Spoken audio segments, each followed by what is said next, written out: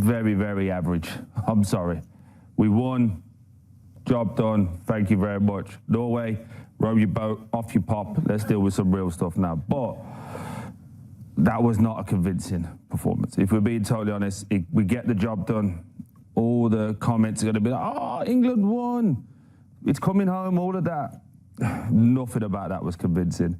We get into extra time, and thankfully we've got Jude Bellingham again. That special something that the guy willing to take a risk. It's a great strike from Morgan Rogers, 47 yards out, and the goalkeeper, again, who I told you is a backup goalkeeper for a reason. He had one great game. There's so many of them, played this game in a long time. There's so many of them that train well, and everyone goes, oh, that guy should start. And they come in because someone gets sent off. One game, they do well. Second game, they do okay. Third game, show you exactly who they are. Little mistake, Jude Bellingham scores. That's exactly what it is. So great, Norway, story was fantastic. Wish you all the best in your development and what you're doing. England, I wouldn't even say march on. Gambol on, little bit by little bit, or as they call it out here, roly-poly on, and just hope to get through to the next round and see, come on, Switzerland. Let's hope for a Switzerland win, because playing like that against any of the big boys leaves me nervous. Well, the other positive is not only Jude Bellingham with the goals, but he also survived getting a yellow card. That means he is available, Nigel, for the next game. Massive, massive. You know, we talked about quarter-final, and we're pretty exposed here, and let's see whether Argentina are exposed by the Swiss or vice versa. Well, we're underway, and it is a great noise, so much so that it was actually hard to hear the customary countdown that has been happening at every World Cup match. So Switzerland all in red, playing from right to left as we look, giving you the two teams. We know about Argentina and their colours as Lionel Messi and Alvarez just wait. The ball is at the back with Akanji, and then knocked out towards Xhaka on this near side. He chips it long, and Doy makes a run round the back. The flag stays down, and Doy hooks it goalwards. A bouncing ball in the penalty area, and challenging for it. Zakaria down into the ground, and then he's held from trying to pursue that ball as McAllister will run it away, and he's fouled on a free kick. Zakaria, who is a midfielder, plays for Monaco, and in fact he's their captain of Monaco, but he has played it right back, and this is his fourth start in that position at this World Cup here in the United States. He's got Freuler and Xhaka ahead of him in that central area where, I suppose if you asked him he'd like to play, a little bit of a worry for Argentina there. Dan and Doy, Nottingham Forest playing on the left-hand side for the Swiss high up, making a run in behind, and just for a second, Argentina are exposed. Ball cleared long by Emi Martinez, aimed towards Alvarez, headed away by Zakaria, goes towards the halfway line, it's hit long, and Bola will give chase, and then it comes off the right boot of Romero, and that drops out into that stand over on that far side. So here with the sun still shining, the clear blue skies of Kansas City, the self-proclaimed soccer capital of America. We would say football, of course, but they do love their football here in Kansas City. It is the final match of the 6 to be played here. The first was when Argentina played against Algeria. And I'm sure that Argentina will be hoping for a similar outcome after that 3-0 victory, as Emi Martinez has the ball at his feet inside the penalty area, all in green. 5 Live and the BBC sounds out. 0-0. Chris up. Yeah, and you can see the way that Argentina have set up. Alvarez making a run in behind. It's very cool there from Kobel. The Swiss goalkeeper had to do a bit of sweeping up, but played very narrow in that midfield area to Argentina. More or less a box with Paredes and McAllister. Rodrigo de Paul and Fernandez looking to dominate in that central area. Elvedi with a crossfield ball, reaches Rodriguez. Rodriguez passes the ball to Ndoye, looks to go on the outside of Molina, succeeds, runs forward, Molina recovers well, and the last touch came off the Nottingham Forest player, and it's gone behind for a goal kick. But if that is already an early test of what Ndoye is looking to do to try and take him on the outside at his first opportunity, I look forward to the rest of that battle. Yeah, I like that positive play from him. Ndoye likes to come inside and get shots off with that right foot, and Argentina got away with one because the last touch was off Molina. Argentinian right back off his hand and went behind for a corner. Elvedi heads it away. McAllister will head it forward. Alvarez touches the ball out towards the far side. Montiel is coming forward, back inside now to Enzo Fernandez. This is Lisandro Martinez. He passes the ball along the ground. Romero. Molina. Molina at right back. And then back to Emi Martinez. As the Argentinian supporters, and it doesn't matter which stadium, if you've seen them or you've listened to them, they jump up and down, and you'll have heard commentators refer to the passionate support. They make noise, they make a din constantly. The atmosphere, should it be Argentina and England in Atlanta on Wednesday, would be extra special under the roof in Georgia. Tagliafico clears. Zakaria. Forward ball to Xhaka. Out to that far side, the right, the ball is played back. This now is Freuler. Freuler had that spell at Nottingham Forest, not a particularly successful one, 2 or 3 years ago. 33 appearances during his time at the City Ground. Zakaria will come forward, tall, athletic, and bags of experience as well. As he nears 70 caps, he'll get forward on the right-hand side, gives them an added option. Also will stop that run coming forward on the left from Tagliafico, who, that was an issue, I think, for Scaloni, who was going to play in that left back. Would it have been Tagliafico or possibly Medina? But they've gone with an unchanged side from the one that beat Egypt. Switzerland having a good spell here of the ball, and they go back to Kobo. They keep the ball well, they're comfortable on the ball. There's some really excellent technical players. Mentioned Freuler and Xhaka. As they lack, or if they lack anything, just a bit of punch, a bit of creativity in that final third. Xhaka passes the ball along the ground. Rodriguez, the way to the pass allowed Rodriguez just to punch it into the feet of Ndoye. That was a bit of a miscontrol there by Reida. But they pick it back up. He shrugs off one challenge, does Reida, threads it through to Embolo, back out towards Reida with the cutback. This might fall for an effort for So, down into the ground, lack the power, and Argentina are able to clear. De Paul, who actually on this right-hand side of the midfield for the time being. That was a poor touch by Enzo Fernandez. Xhaka strokes it back inside, So there's no width. He waits for Zakaria. It's an early ball into the penalty area behind Embolo. Comes out towards Xhaka, and that was a wild effort. 25 yards out from goal. Left-footed, slashed at it. Goal kick, 0-0, 6.5 minutes play. Yeah, that was high and wide from Xhaka, but the Swiss have started really well, and Argentina just haven't been able to find their rhythm. They haven't really had any control in this game. The Swiss are happy to really squeeze Argentina and say, you hit long balls up the pitch, our big centre-backs.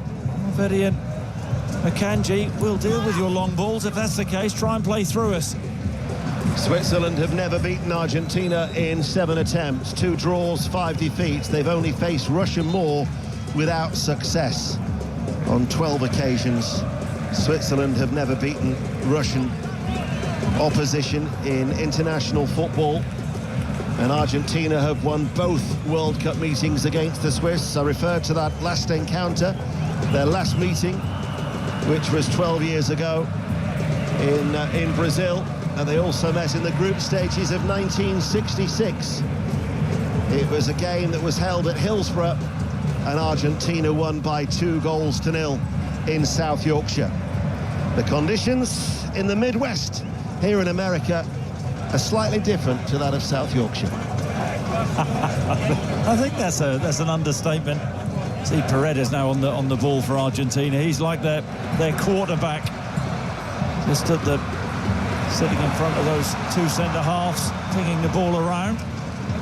We're in barbecue country here in Kansas City. My, they do love their barbecue meat.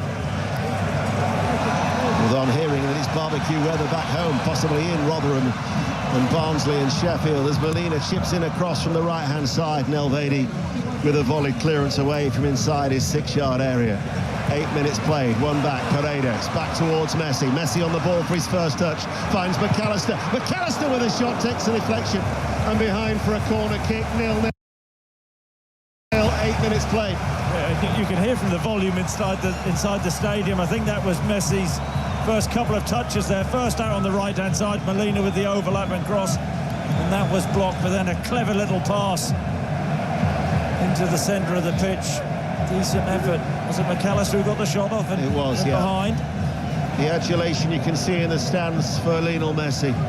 Arms raised, bowing to me. He takes the corner kick on the near side, and it takes a touch and came off a Switzerland player and goes all the way through.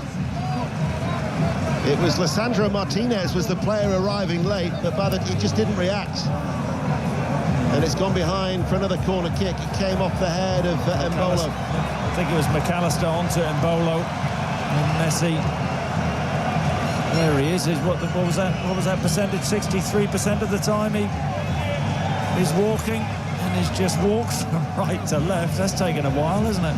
This will be a left-footed outswinger. It's walking weather. It's the time to saunter in the sauna of Kansas City. 9.5 minutes played. Messi out swinging corner, far side, and it's in. McAllister with a header, and Switzerland for the first time in this World Cup have fallen behind. Argentina take the lead after 10 minutes. Alexis McAllister with his first goal of the tournament gives Argentina the lead, 1-0. Well, soft Swiss. They'll be so disappointing for Murat Yakin, the Switzerland manager. McAllister, they had the warning from the previous corner, an in-swinger. Messi putting the ball in, and it came off, and Embolo went behind again, and he just gets a free run.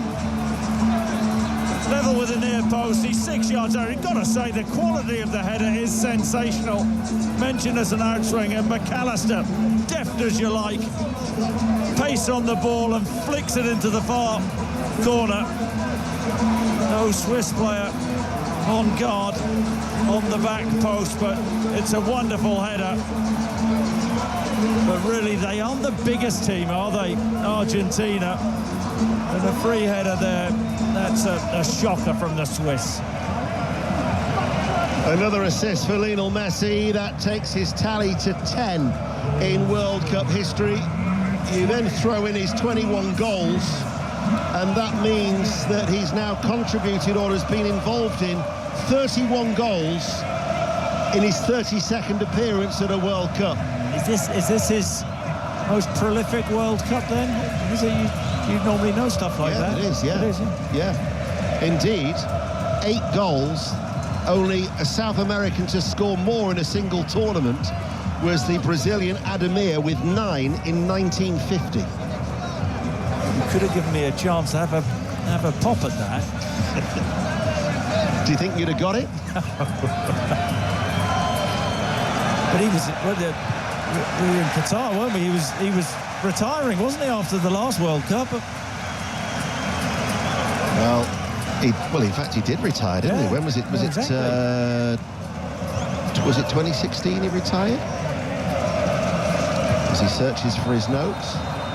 I mean, also, you consider that he didn't score in the knockout stages at his first 4 World Cups, Lionel Messi. Wow. And look at the impact since. Yeah.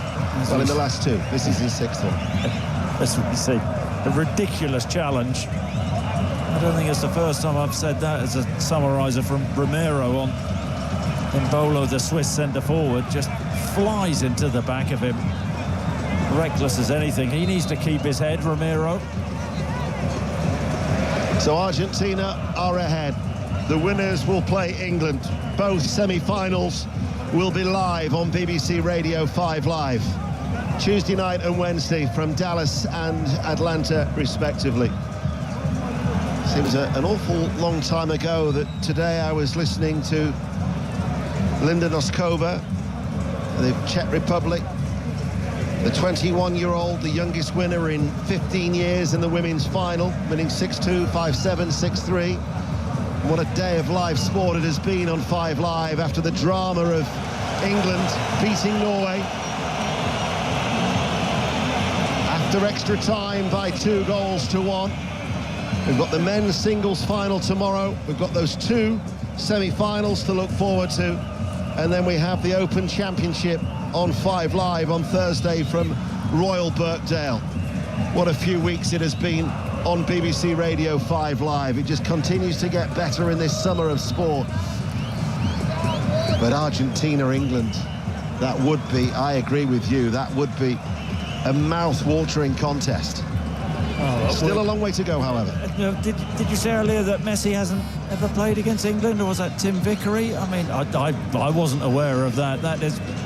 Well, it's actually quite easy because he made his debut in 2005, and 2005 was the last time that England played Argentina. Although he did make his debut in the August, and they played a little later on, and but he wasn't involved. He was still at the tender years of his international career. Not everybody has your knowledge, Ian. Well, thank you, Christopher. You worry me when you're nice. A quarter of an hour played. If you're still up, by the way, thank you for your company. Not many times that you've done a commentary at this time of the morning on 5 Live, is it? Absolutely no. There should have been a foul there for the Swiss. Granit Xhaka was pushed in the back by Rodrigo de Paul, and I think there's a given the other way for simulation, but there was a clear push on Xhaka. When I said in the commentary, incidentally, that it's the first time that Switzerland have fallen behind at this World Cup, they also never fell behind in the qualifiers. They had gone a total of 11 games, 6 qualifiers and 5 World Cup matches without falling behind. So this will be a test for Murat Yakin's side as the ball is switched out to Molina, stabs it forward, ball back inside by de Paul. Molina tried to guide it into the path of Messi. Argentina lead by 1-0. Rodriguez caught in possession by Molina. Messi picks it up and drives forward. Messi comes inside, loses his balance. McAllister goes in for a firm 50-50, and then Paredes overruns it. Embolo lays it off. Switzerland now come forward. What that goal for Argentina has done, it means that Switzerland have now got to come out and play a little bit. Yeah, it's a different game plan from the Swiss. I still think they'll be cagey in the way that they try and build and play, but yeah, the onus is on them to show far more of a threat in that attacking third. Zakaria actually on that right-hand side has given them a pretty decent outlet. Zakaria midway through the Argentina half. Switzerland all in red, coming in field now and running into a little bit of space. Passes the ball towards Embolo, bounced away off his right boot. Nice little cushion touch forward by Paredes. And then the ball now, passing the ball tight there. Paredes will pass the ball out. This is de Paul. Rodriguez tries to follow him high up the pitch midway through the Argentina half. Here is de Paul. Rodriguez snaps at his heels and gives away a foul.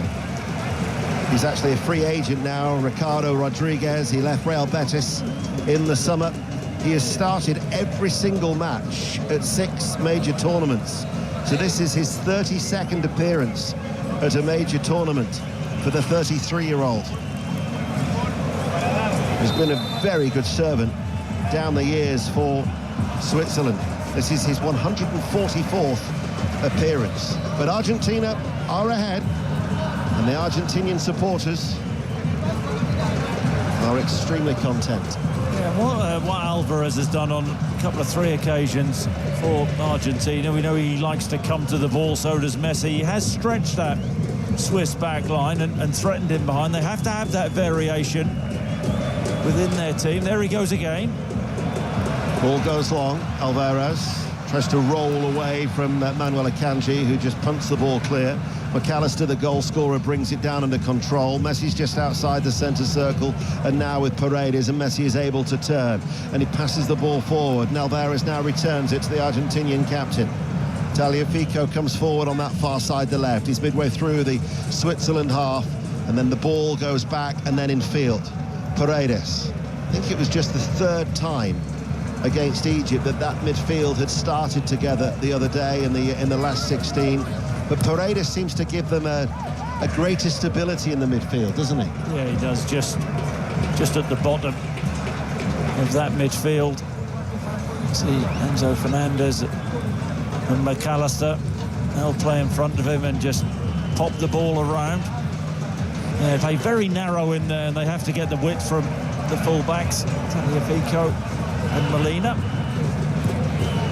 Well, if Switzerland have studied that game in Miami when Cape Verde fell behind, but they kept on going, stayed in the game, and then showed some ambition and stunned Argentina not once but twice with possibly the goal of the tournament, then Switzerland shouldn't be too downhearted. But that was a good challenge made by Paredes on Freuler, and it rebounds, and then it's with Messi, who threads it forward, and then McAllister thought that Messi was going to continue his run, and he backheeled the ball, but Messi had stopped running, and Switzerland now can come forward, and this is with Rieder.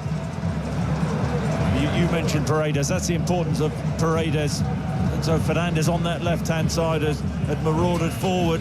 So with DePaul, McAllister had got ahead of the ball. Paredes is their insurance in the midfield. Switzerland, who are competing in their first quarter-final of a World Cup in 72 years. And whether it be the World Cup or the Euros, they have never gone beyond the last eight in a major tournament. But so turns and shoots. He hit it true enough. Right-footed, 25 yards out from goal, but right into the midriff of Emi Martinez. Yeah, just drifting in off that right-hand side, and the ball played in behind the Argentinian midfield. That was a decent strike, wasn't it? But straight at Martinez. He goes long downfield, and Alvarez with his willing running. He was willing, but he was sadly offside for Argentina. I was wondering where they were going to get the runners from in behind. It has to come from Alvarez. Messi's not going to do that, is he, at his ripe old age? Yeah, but what I don't understand there is that the assistant referee has said he's offside close to the byline. He's got to be offside. Yeah, but he kept up with him, didn't he? And then he flagged. It was. I get what you're saying. Koval was actually pointing that out to the assistant referee, as they actually did take the free kick a little bit further forward. My word, we're going to have problems with this Argentinian radio crew in front if they keep standing up. I wouldn't mind for the little fella in front, but it's the big chap who's about 6 foot tall and 6 foot wide. Yeah. No, I get you. Just stay calm, stay patient. He's sat down now. We had something similar in Miami, and James McFadden just picked up his bottle of water, just shoved it right into his shoulder blade. And he looks the same guy. Might not have been that big chap, no. I think I'll defer that to the production team. 21 minutes played. Argentina are ahead by a goal to nil. And you know what the frustrating thing will be from a Swiss point of view? Set play goal to concede. You look at the Argentina team. They don't have that great physicality, do they? They are not a big team. I don't know, in the Premier League, I think I've seen Alexis McAllister score a header or two, but he's not really renowned for his heading ability. Got to say, though, it was wonderful, wonderful finish, wasn't it? It was. His last goal was actually in the United States. It was back in October when they played Puerto Rico in Fort Lauderdale. It's just his 7th goal that he's scored in his 52nd appearance for Argentina, who are 1-0 up midway through the first half here on BBC Radio 5 Live, and the BBC sounds out. Lisandro Martinez fouled as he falls forwards and gets a free kick, and that will signal our referee, João Pinheiro from Portugal, to say that we've got a drinks break here on BBC Radio 5 Live.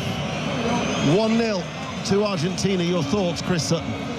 Yeah, look, do they deserve it? That's another argument, but a set play has done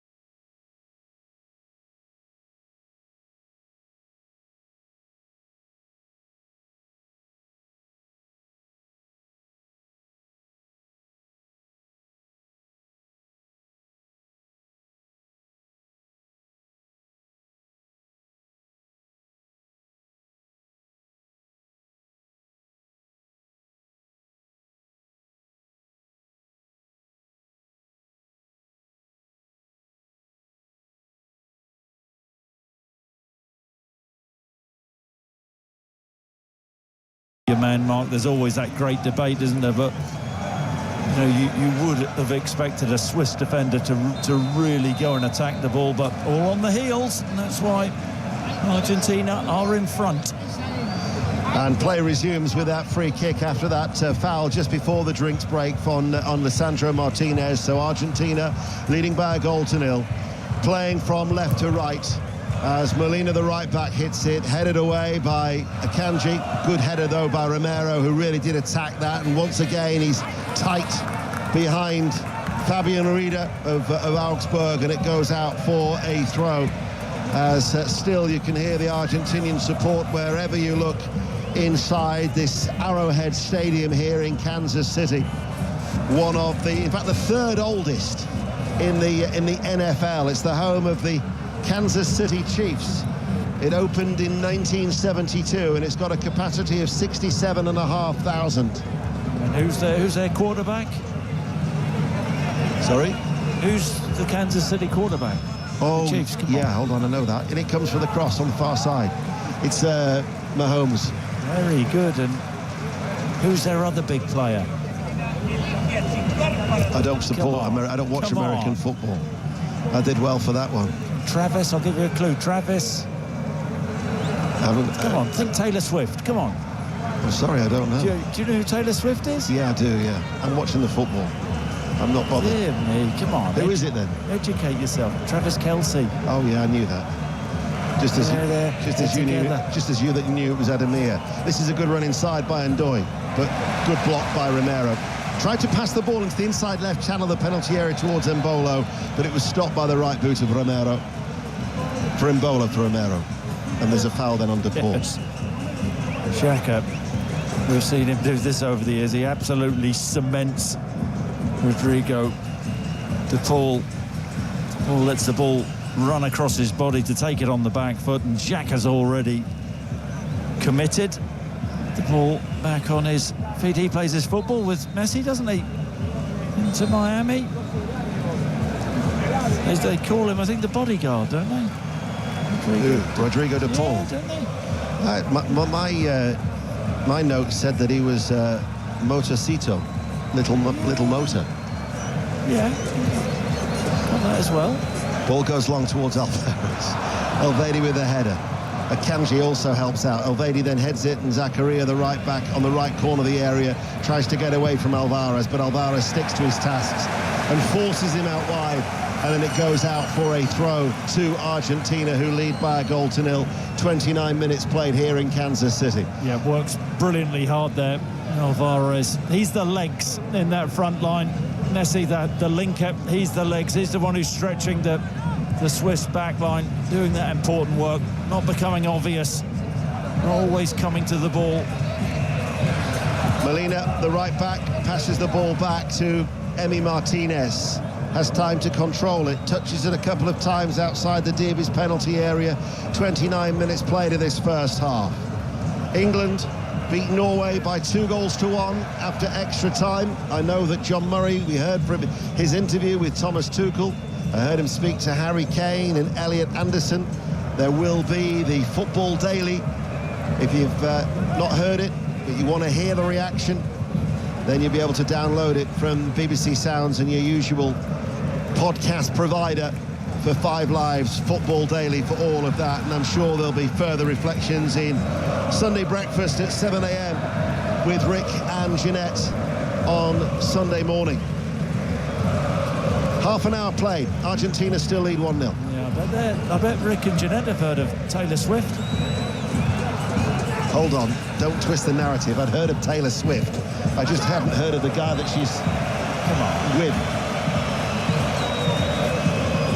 Throw to Argentina, right-hand side. And you know what, for a team who have looked vulnerable at the back, blimey. Enzo Fernandez caught in possession, and they tried to pass it ball to Embolo, and they were unable to do so. It was a wild swish of the leg, wasn't it, from Enzo Fernandez?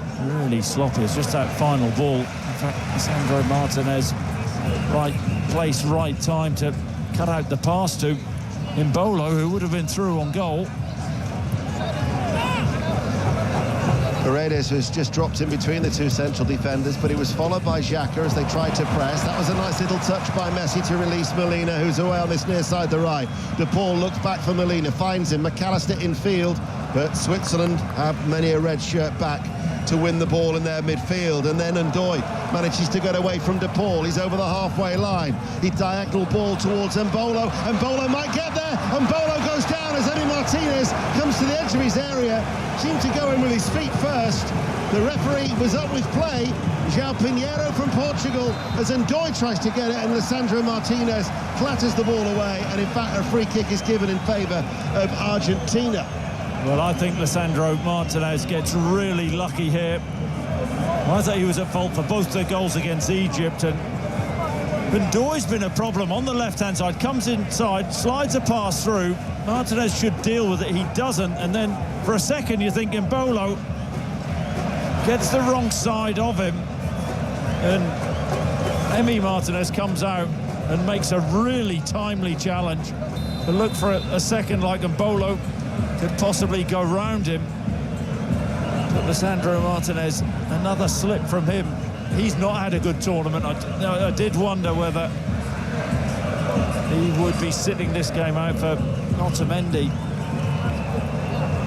Well, it was a very good save by Emi Martinez, coming quickly off to the edge of his penalty area and blocking that with his legs, because Mbolo, remember seeing him in the very early stage of his career with Basel, has always had that little bit of pace. He now plays for Rennes. But I agree with you about Ndoye. I mean, it was caused by the fact that Molina had gone forward. They lost the ball for them to expose this right-back area for Argentina. But Ndoye has shown on a couple of occasions that he's got the pace and the trickery to cause them issues. And, coming out left again. And he seems to have the beating of Molina, doesn't he? Molina has really not done well in that matchup so far. Mbolo didn't do well, though, in the previous game. He didn't have a single shot on target, and he managed just one touch in the opposition's penalty area before he was replaced after 87 minutes against Colombia, who they knocked out on penalties. Imagine what the atmosphere would have been like had it been Argentina-Colombia here in Kansas City. That would have been a special occasion. Yeah, I know. I mean, we talked about that. Mega, but the Swiss found a way. They've got to find a way this evening to get back into this game. So, infield, Freuler strokes it. Coming onto it now is Nkanji. Nkanji running forward, and Ndoye to his left, passes the ball back inside. Xhaka's got time to control that and then clips it forward. And it actually came off the head of Molina, who was running in between Rodriguez to his right, and then he had Ndoye coming over his left shoulder. I don't think he was left with much of a choice there, the right back. It was a lovely, lazy, lifted ball from Xhaka, and Ndoye making that run, and Molina taking no chances. Fabian Rieder then to take the corner kick on this near side, the left. This should be an outswinger, left-footed, headed out by McAllister. Messi was blocked from getting it by Rodriguez. Picked up by Switzerland. Rieder once again. Was there a foul? Yes, there was, by Alvarez. So that's a free kick just in from the left touchline. 25 yards out from goal as Switzerland look for an equaliser. Live on 5 Live with 10 minutes to go to half-time. Well, he's barely had a kick, as he Rieder out on the left-hand side. Good feet to draw the foul from Alvarez, but the Swiss need to find a way of getting Rieder, their creator, into this game. He's essentially the replacement for Shaqiri, but he doesn't have the same level of creativity as Shaqiri. He's a little bit more industrious, likes to press. But it will be he who delivers it, and it's an arcing ball in that forces Emi Martinez to punch that away with both hands about 8 yards out from his goal line. Yeah, I thought it was a testing ball for Martinez, but he dealt with it really well. Good reading, good punch. I'd like to see keepers catching the ball, but that was one where you think, good decision from Martinez. And that's another foul. There's a wag of a finger. It's a disapproving wag as well from Lionel Messi towards the Portugal referee João Pinheiro, as Switzerland, still trailing 1-0 with 9 minutes to go at a half-time, have a free kick that they've knocked short. Reader on the turn. Rodriguez near side the left. Leaves it then for Xhaka. Xhaka invites Akanji to come forward. Midway through the Argentinian half. Now back towards Reader, level with the area. Reader with a cross. Too deep. And curls straight out of play and out for a goal kick. And the whistles are there from the Argentinian supporters as their side 1-0 up. Yeah, he's being applauded by Remo Freuler. Reader has, but I mean that was a dreadful cross from the left-hand side. Yakin in his technical area, unimpressed. But maybe they can produce a moment or two. Still feel that Argentina, they haven't really found their flow. They haven't found their rhythm. They're not building well from the back. The Swiss are saying, we're going to press you high. Is your build-up play better than our press? And at this moment in time, say that the Swiss have pressed well.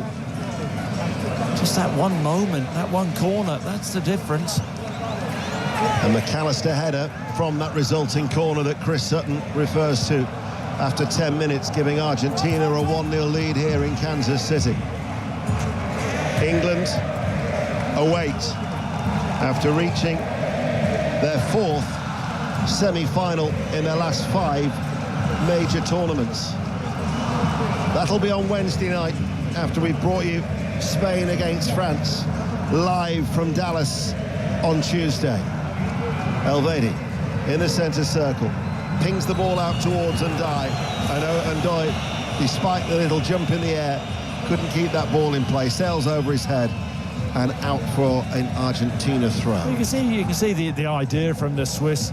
Ndiaye has been that threat, hasn't he, for them on the left-hand side. Keep getting the ball out to him. He looks like he's got the beating of Molina.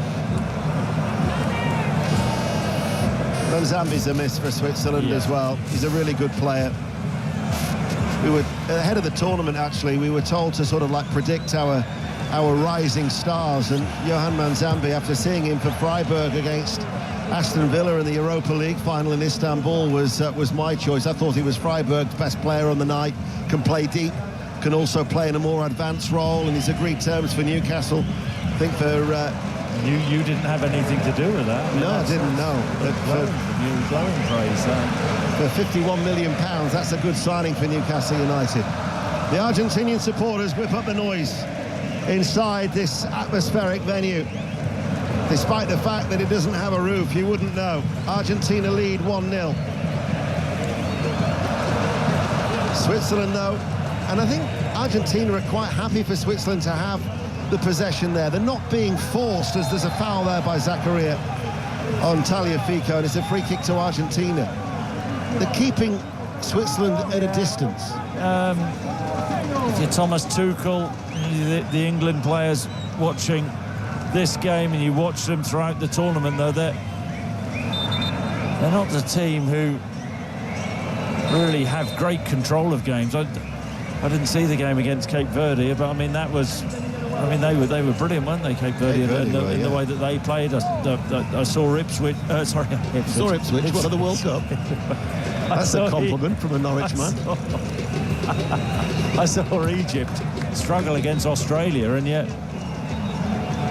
Argentina managed to find a way to beat them. But this isn't an Argentina team at the very best. But what they are good at, they are super streetwise, aren't they? They find a way, don't they, of winning games. Got a lot of nous in the team. And Bolo just trying to roll away from Lisandro Martinez. He was being held, and the Portuguese referee has given Switzerland a free kick, 6 yards inside the Argentina half. Switzerland all in red, playing from right to left as we look, and we've got less than 5 minutes to go to half-time here on BBC Radio 5 Live, where I'm sure at the break we will have more reaction from Miami, where England beat Norway by 2-1. Oh, that was a loose ball by Mbolo to give the ball towards De Paul, who now feeds it towards Messi. His forward ball loops up in the air, and Alvarez couldn't bring it under control. And then running back was Akanji to tidy up with a header back towards his goalkeeper, Kobel. They're all just looped up off a Swiss midfielder to Alvarez, but the ball dropping over his shoulder, difficult one for him to control, and then Akanji round, nodded the ball back. 47% possession for Switzerland. I actually thought they would have had more than that, because they've been the team who were pushing Argentina back. The forward again, Rodriguez looks for Ndoye. Sliding across was Paredes. Ooh. Did you think he got the ball? Well, he's saying to the referee he did, but it's a stupid challenge. Well, maybe he didn't. Free kick. Doesn't get any of the ball there. There was Soj, who made a forward run in the left-hand channel. And he can't win the ball, Paredes, so a really daft decision to go to ground as he did do. Just invites another ball in to their box, Argentina. Well, they haven't created anything in open play, haven't Switzerland? But they've got this opportunity now, about 8 yards up from the byline. 3 minutes to go to half-time. They're trailing by a goal to 0. And they have sent 4, 5 red shirts inside the penalty area. 4 of them are congregating inside the 6-yard box. Surely got to be an in-swinger to test Emi Martinez. Right-hand side of the penalty area. It is an in-swinger, and it curls all the way out of play. Over everybody's heads and out for a goal kick. Real lack of quality from Freuler. You're right, I liked your idea there, Ian. You try and whip the ball in there on target, get forwards, bodies across the goalkeeper's eye line, but I mean, he whipped that 10 yards wide of the left-hand post. Really lacked quality in the final third. Interesting conversation between the João Pinheiro and Lionel Messi, who is quite forthright, it seemed, with his opinions to the Portuguese referee. Alvarez with a downward header on this near side, the Argentinian right. Ball in play to Paredes. He was caught late by Mbolo running back. And he's writhing in agony. You've got 3-4 Argentinian players holding their hands up, gesturing to the referee. You've got to book him. Well, they shouldn't be doing that. De Paul was one of them. He's waving the imaginary card at the Portuguese referee. I don't think he was alone. I mean, it was late by Mbolo. Took the legs, wiped him completely out. And Mbolo's shown a yellow card. Yeah, I mean, let's get it right. There wasn't brilliant from Briel. It was a clumsy as much as anything, trying to put the Argentinian quarterback under pressure, get back and block him making a pass out left, and he catches him. Paredes on the follow through. Did you just say quarterback? Quarterback. That's what he is. That's the way he's playing in the Argentinian team. You've been in America too long, my friend. What are you talking about? That's the position he is playing in the... No, this is football. This isn't American football. He's a deep-lying midfielder. You can't say that in America. This is football. You can't. You wouldn't say that in Kansas City Centre. You wouldn't say that. I'm not having you call him a quarterback. That's American football parlance. But that's the position he is playing in this Argentinian team. He's the one who sprays the passes. That's what Mahomes does. Right. Well, he's in my eyes, then he's a deep line midfielder or a holding midfielder with good distribution. He's not a quarterback. He's not picking it up and throwing it to the end zone. We're about to find out how much stoppage time there will be. Murat Yakin isn't happy. He's in the ear of the fourth official. By the way, Rodrigo De Paul should have been booked for the imaginary card if there's any consistency. Here is Ndoye. That was a touch that allowed Paredes to get there. Yeah. And we'll find out how much stoppage time there will be. 4 minutes of added time. Or is that overtime in your eyes? No, overtime. We're in Kansas City. Oh, we're in Missouri, aren't we? They get funny about that, don't they? If you say Kansas, you can't say Kansas, can you? No. We're in Kansas. Kansas City. If you're in, get a little bit touchy about that. Yeah, you've upset a few locals, haven't you? Well, only through a lack of knowledge there, but we know now.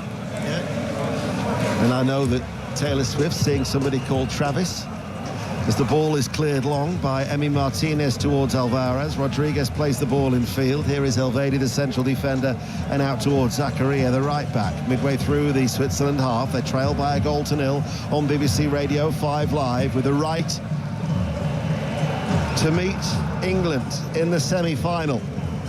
But the defending champions are on course. And who knows, maybe Yannick Sinner, as the defending champion at Wimbledon, could be on course again. You'll hear him.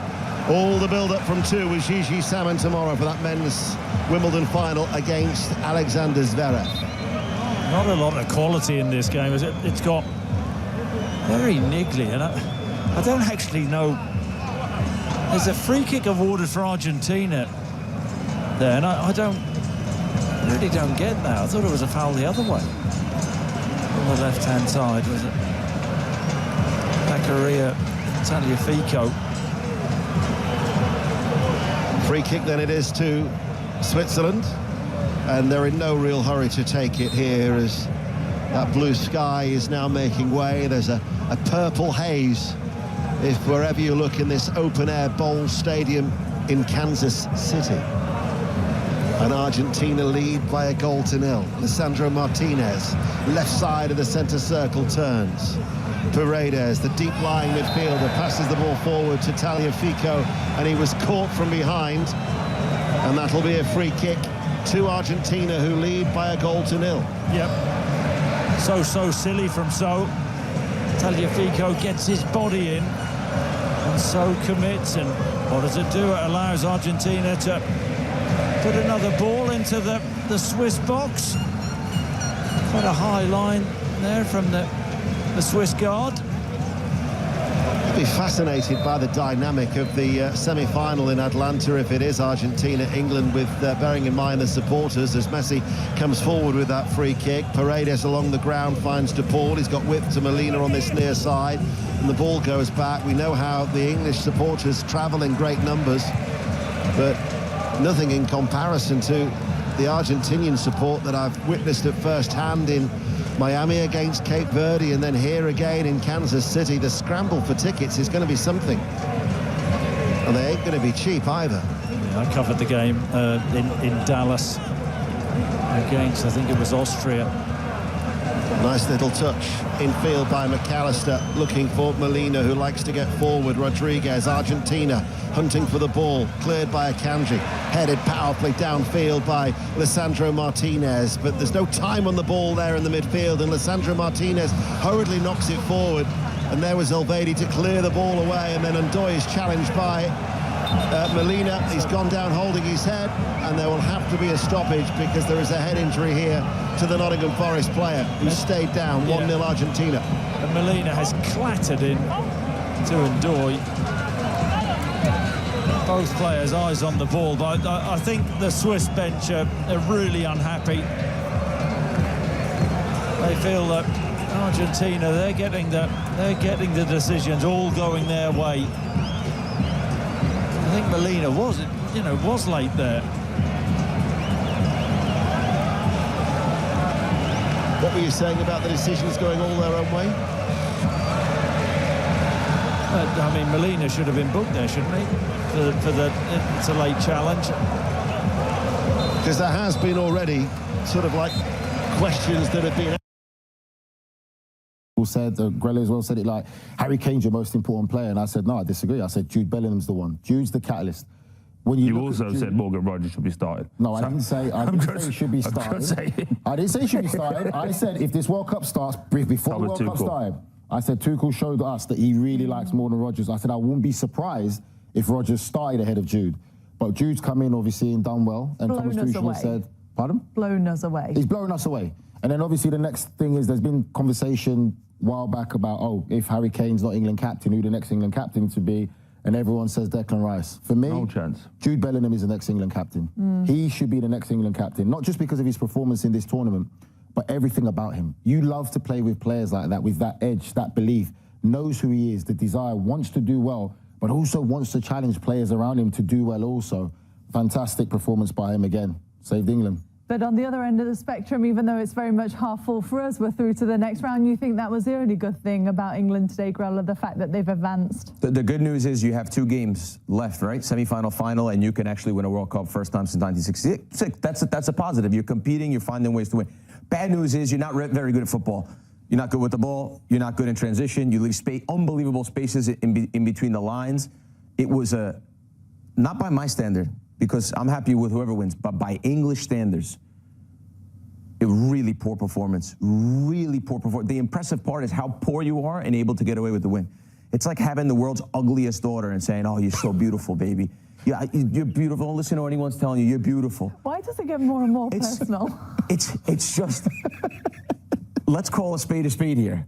That was embarrassing, the way you got through that game. I mean, you made Norway look like world beaters in that game. So the credit is 2 more games, you can win a World Cup. Credit to you. You have unbelievable superstars in the team, in Kane and Bellingham, and they showed that. But through facets of the game, not good enough at all. By the way, the best first goal still be to come. By the way, first ball hits the camera, right? There's a chip in the ball now. There's not a chip in the ball. On Tuesday they put the chip in. On Wednesday they take it out. On Thursday they put it back in. Right? Okay, fine. The goal comes from the goalkeeper. When Troy called him out before the game, we're saying, oh, he's so great. Troy says, no, he's a second goalkeeper. He knocks the ball down into it. And then what about the goal taken away for Norway as well? So a lot of talking points. But again, you're there. So congratulations, I suppose. It's fair to, like, Troy's points are right. Like, our performances haven't been great. But it's to the point now where you've got to say to yourself, if we're expecting England to go into the next 2 games, or whether it's the next 2 games we get to be the England we wanted to see, it's not going to happen. We've seen enough body of work where I think, for me, this is what we're going to get from England. But we've on the other side of that seen England play amazing football in all tournaments. I think the argument isn't that. I think you're right. I think this is who we are. This is who we are for this tournament. But I think the thing that frustrates myself, and I'm going to talk for you, Gunnar, in this situation is, like when Poppy said, the next one. They keep telling you this performance is going to come, but also it might not. So for as much as it might come and the players might play 8, 9 out of 10 across the board and will show all the great qualities, there could be a day where you play 6 out of 10, just as easy, because the spaces between the lines are huge. Wide areas, we are average at best. When it's 0-0, we are playing with the shackles on, and again, they told us they're going to play front-footed football. So there's so many question marks based on what you said to what you see versus the result. The results are brilliant. We keep winning. But again, Norway, who Haaland was probably worst game of the tournament, brought him off when they were chasing a goal. They still had 10 shots in the game.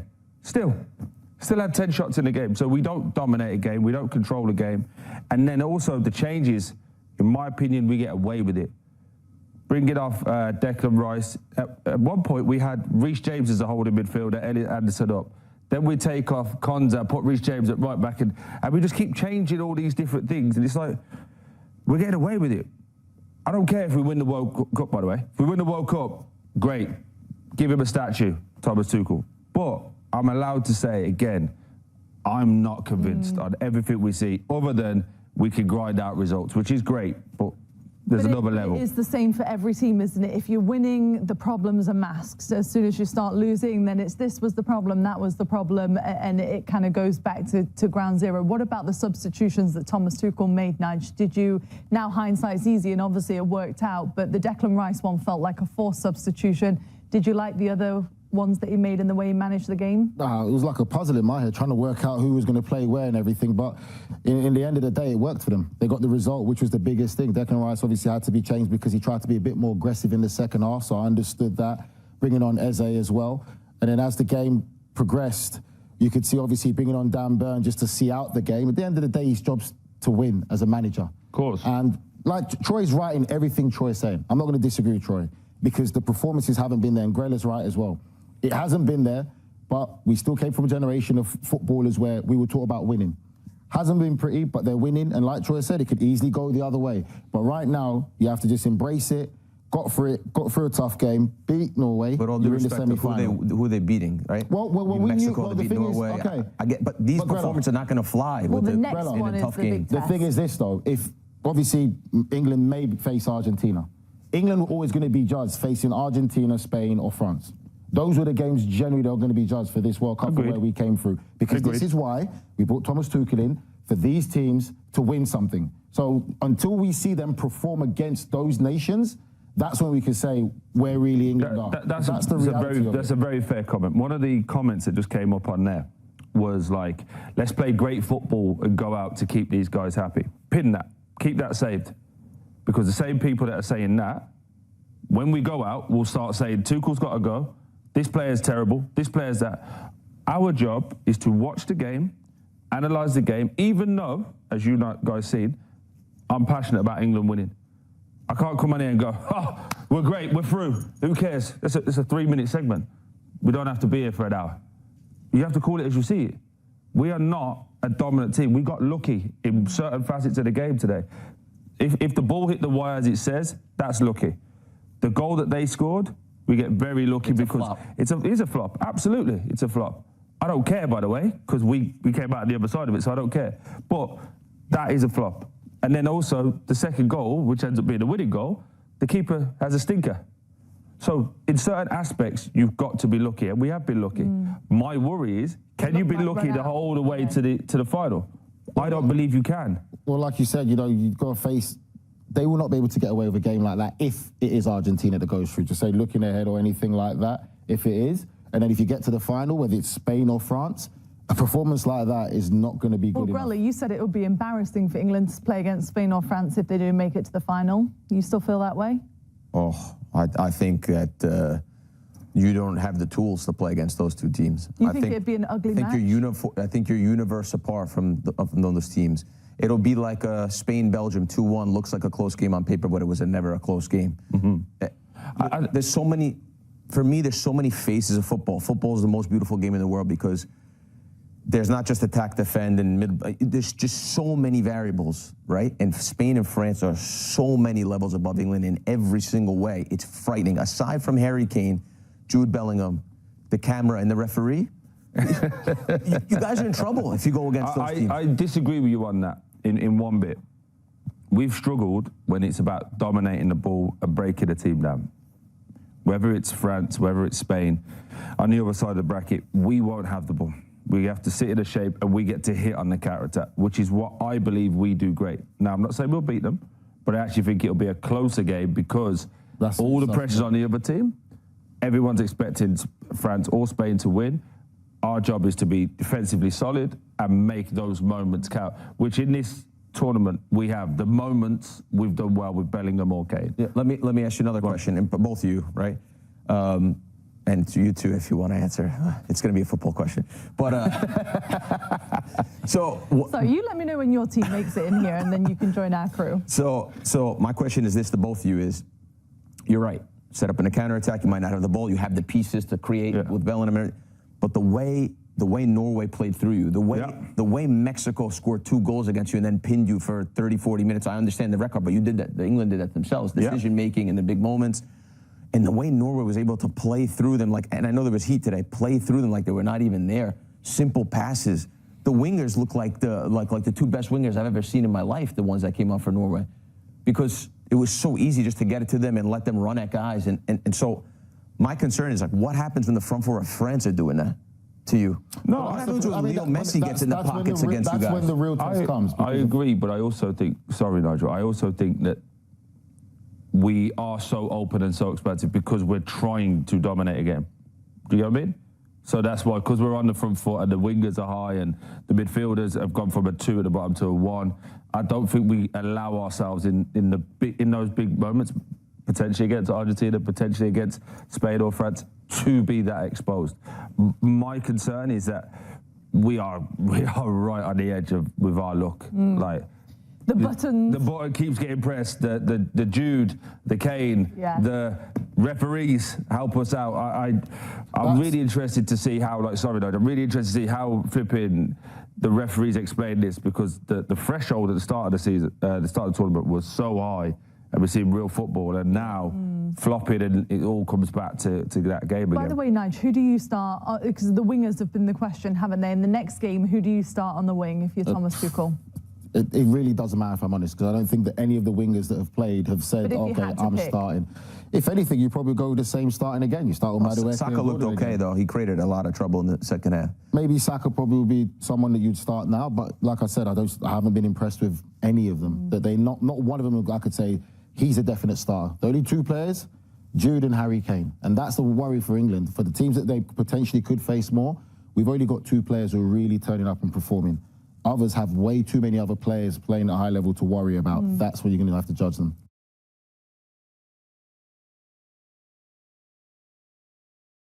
From a stylistic standpoint, you would still expect Spain to have the lion's share of possession and control the ball. Will France be able to arrest that in any way and hit in transition? How do you actually see the game, Troy? It's a great question. I think both are going to try and play their natural styles. Spain playing the ball the way they do is obviously it's fantastic, but I just think that France have got too much in midfield, so they can obviously be like Sakone. They can really run right at that midfield and break it up, and then hit on the counter attack. And the way that Spain go with both fullbacks bombing on, I just wonder, can you leave that much space with Mbappe, with Barcola, Doué, whoever they choose to go on the left, and Dembele on the right? But then from a Spain perspective, Dembele hasn't been tracking back, and Mbappe hasn't been tracking back. So do you then overload with the ball? That's like the really interesting piece of this. But the one thing Spain have to do, yes, they can keep the ball. When they get opportunities, they have to be ruthless. You heard Phil eventually get around to it, but talking about having a killer in the middle. If you have a killer in the middle, you get a chance. France, I feel, will have one chance, maybe two, and they'll score. And it'll be Spain worrying about what France do as opposed to the other way around. So it's a really intriguing game, one I'm really, really looking forward to. I think we'll see a similar game that we saw today. I think we'll see Spain with a lot of possession, a lot of the balls, but think about how many moments they need to create a chance. It is really hard for them to create the moment. They don't have the number 9. Yamal hasn't been his best, right? So although they're doing 9 out of the 10 things perfectly, in the opponent's box, they look like they struggle a little bit to find the goal, right? They want to make it perfect.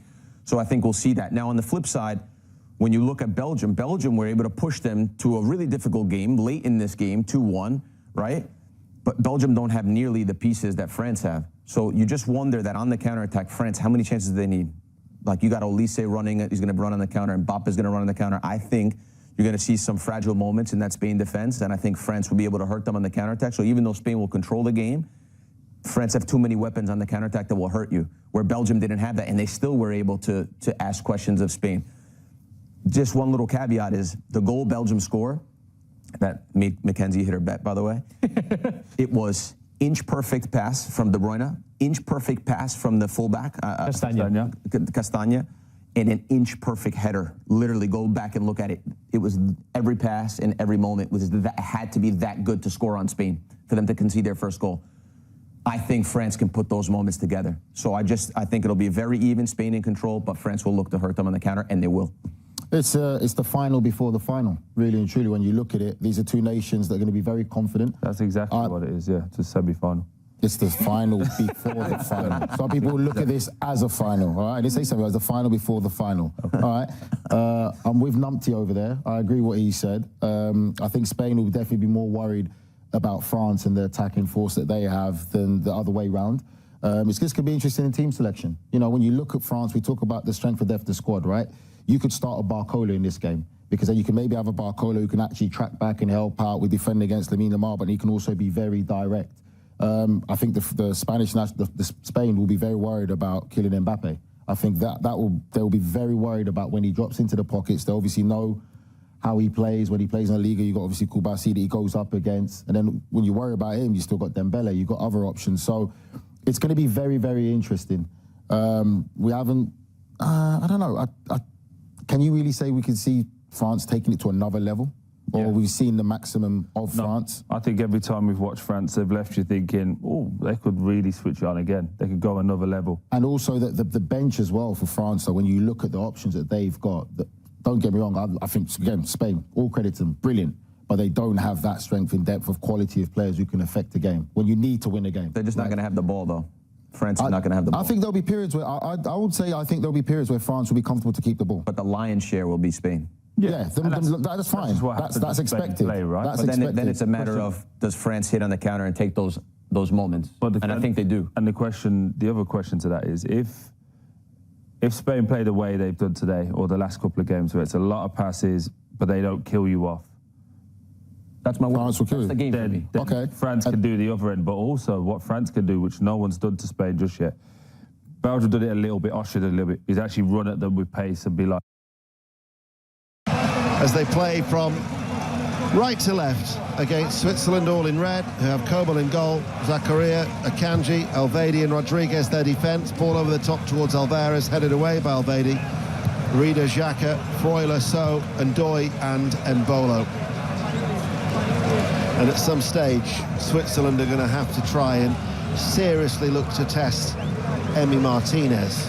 Yeah, it's been a comfortable evening for Argentina so far, but at 1-0, they haven't been watertight at the back. They want the second goal to just get that little bit of breathing space. Lionel Scaloni, he'll want greater control in this second half. Yes, he will. Here is McAllister, the goal scorer. McAllister, whose header after 10 minutes gave Argentina the lead. As Akanji passes the ball forward, it was short towards Xhaka, and then the ball is chipped by Rodriguez towards Embolo, who takes it on the chest and plays the ball to Zakaria. He's actually got a lot of space to run him forward on this near side, the right. Infield now towards So, back towards Zakaria, almost level with the area, as Murat Yakin, the manager, sitting down in his dugout now, watching and hoping that they can get themselves back into this quarter-final tie, their first World Cup quarter-final since 1954. Elvedi, they have committed a lot of red shirts forward as well, as they're passing the ball, and Argentina once again have dropped off. Elvedi able to turn, Rida with the shot, takes a deflection, loops in the air, and then is caught by the goalkeeper, Chris. Yeah, and Argentina just happy to retreat and let the Swiss have the ball. Rida with a sharp turn and then the block. I think I've been disappointed with Argentina. It's another sloppy pass, and that's a wild challenge. I mean, really wild from Tagliafico. How he doesn't see yellow for that, I don't know. So it was. Comes off his feet, and Murat Yakin quite right is up and having a word there with the fourth official. And he can't win the ball, Tagliafico. Agricultural, wasn't it, the way he was just chopped down?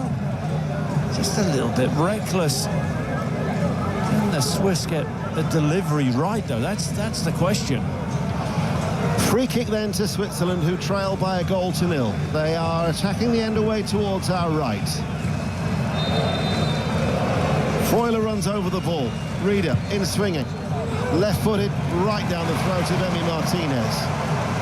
Much to that frustration of the two blocks of red that are situated in the middle tier of this open bowl stadium, which is dominated by Argentinian support. Tagliafico, there was still, the only yellow card shown so far was Embolo in the first half for Switzerland. Back pass, Elvedi. Quickly cleared away by Kobel, the goalkeeper, over the head of a rather pedestrian Rodriguez, and it goes out for a throw on that far side in these sultry conditions here in Kansas City. Strokes across the back. This is Lisandro Martinez with his jet black hair, running forward. Good noise once again being generated for a stadium that actually is in the Guinness Book of Records, would you believe, Chris? Oh, is that right? It is. And you knew that? I did. Yeah. Ball passed forward. Messi dropped short over the halfway line. And the shot then by Enzo Fernandez is dragged wide and out for a goal kick. They still leave 1-0. That was Molina who's dragged it wide. Yeah. The Argentinian right back getting forward to good effect. I mean, playing as a centre forward there when Messi got on the half turn and slipped him in, went for the early shot from 22 yards, right-hand side of the box. There just seems to be a bit more intensity about Argentina in this second half, though. You know, a player, I mean, you mentioned Enzo Fernandez, who didn't take that shot, but we barely mentioned him in the first half. Had a pretty good season at Chelsea. Ball chipped over the top. And Bolo, nice first touch. Squares it. This is an opportunity. Ndoye. What a challenge by Lisandro Martinez. The flag was up anyway, it would not have counted. However, Lisandro Martinez didn't know that. They had a man over, left-hand side of the area, and he just threw himself in front of the Ndoye shot. Yeah, brilliant last-ditch defending. Well, I think Mbolo was offside. Lisandro Martinez takes a chance and plays him offside, but the referee lets the play go on, and Mbolo, right-hand side of the box, is thinking, is he going to shoot? He squares the ball unselfishly to Ndoye, and you're right, the challenge, last ditch, the little fella gets across, off his feet. It's a sensational block. Wouldn't have counted anyway. No, it wouldn't. By the way, it's not in the record books for what you think it is. Okay, well, go on then. It is. Martinez is going to hit this long. Alvarez is going to try and run in between the two central defenders. Elvedi gets it there, picked up there by Messi, drives forward. Messi still going. Messi in the area. Elvedi, though, recovers and gets the foot into the challenge. And all of a sudden, it opens up here for Switzerland. Only trailing by a goal to nil. Mbolo plays it back. And then so in field, on the stretch for Xhaka, couldn't get there. Alvarez runs away from Akanji. Alvarez now into a central area, diagonal ball. Another good block by Elvedi. Shot comes in by Alvarez, deflected wide, corner kick, Argentina. They have the corner, they lead 1-0. Yeah, I'm enjoying the second half far more than I did the first half. Both teams seem to have gone up a level or two. Alvarez there with the effort, left footer, 22 yards out. Zakaria, and also you sense the Argentinian fans, you're feeling them a bit more in the second half. If you look in this open-air stadium to our rights, it is darkness. But at the end, while Argentina are attacking, there is now an orange-purple haze behind that goal in the distance. But in the forefront of this stadium, Argentinian supporters baying for a second goal. It's a flick header at the near post that it's looped over the top of Enzo Fernandez and goes out for a goal kick. So the Arrowhead Stadium here in Kansas City is in the record books for being the loudest outdoor stadium. I was right with my assertion that Besiktas in Istanbul is the loudest football stadium, which was the pre-match conversation. As Xhaka looks for the ball down that far side of the left. But clearly you will make a far louder noise indoors than outdoors. Nope, the decibel levels. Yeah, no, I know, but that's not a fair.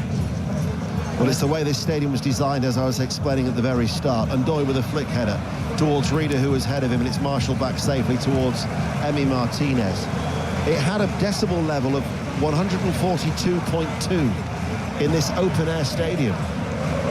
But that's a proper world record. The indoor one shouldn't really count, should it? The Besiktas Stadium, it was a bear pit when that was an open-air stadium.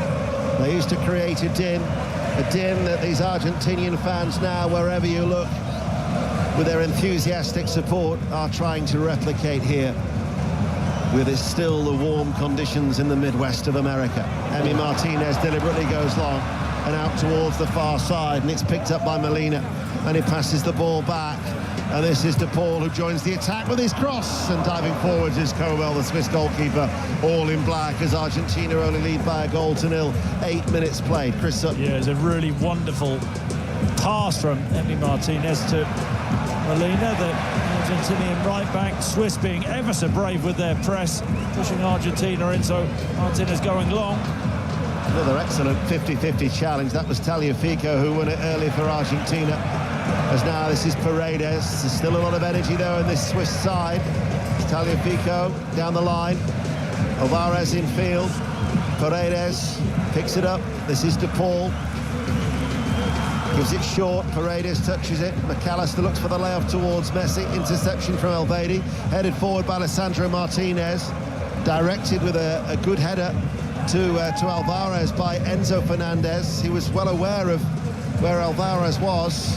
to keep possession for Argentina as Switzerland have dropped off and everybody back behind the ball. Just the one goal between the two sides. 10 minutes into the second half. Who's Ndoye, who's been a real threat for Switzerland with his running, but runs straight into a brick wall in the shape of Christian Romero. Yeah, superbly timed challenge. Just a bit careless from Rodrigo de Paul in the midfield, and Ndoye breaking.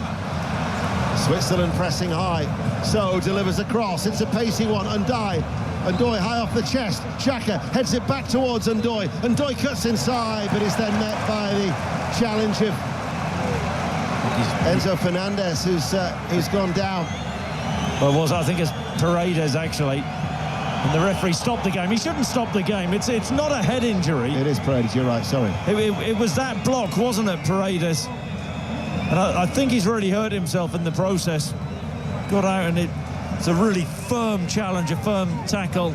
Maybe just opened his right knee up a bit. But I don't know why Ndoye, from the initial cross, he tried to chest the ball down to Granit Xhaka. Why not just gamble and try and head that in the far corner? I, like you, am thinking, why has he stopped that when it's not a head injury? No, well, exactly. He shouldn't stop the game. Maybe I'm doing Ndoye an injustice. The first time the ball comes across, it's a long way out, but took the safe option. And then when Xhaka was shaping to shoot and popped the ball back to Ndoye, that's when Paredes got out, made the block. A strong tackle with his right boot, but just... Yeah, he's hobbling off the pitch here, isn't he? What's that, a minute? He's got to serve for a minute. I was going to say, he should be off for a minute. Let's see if that is borne out. So temporarily they're down to 10. Paredes comes to the side of the pitch. He was running freely, it would seem.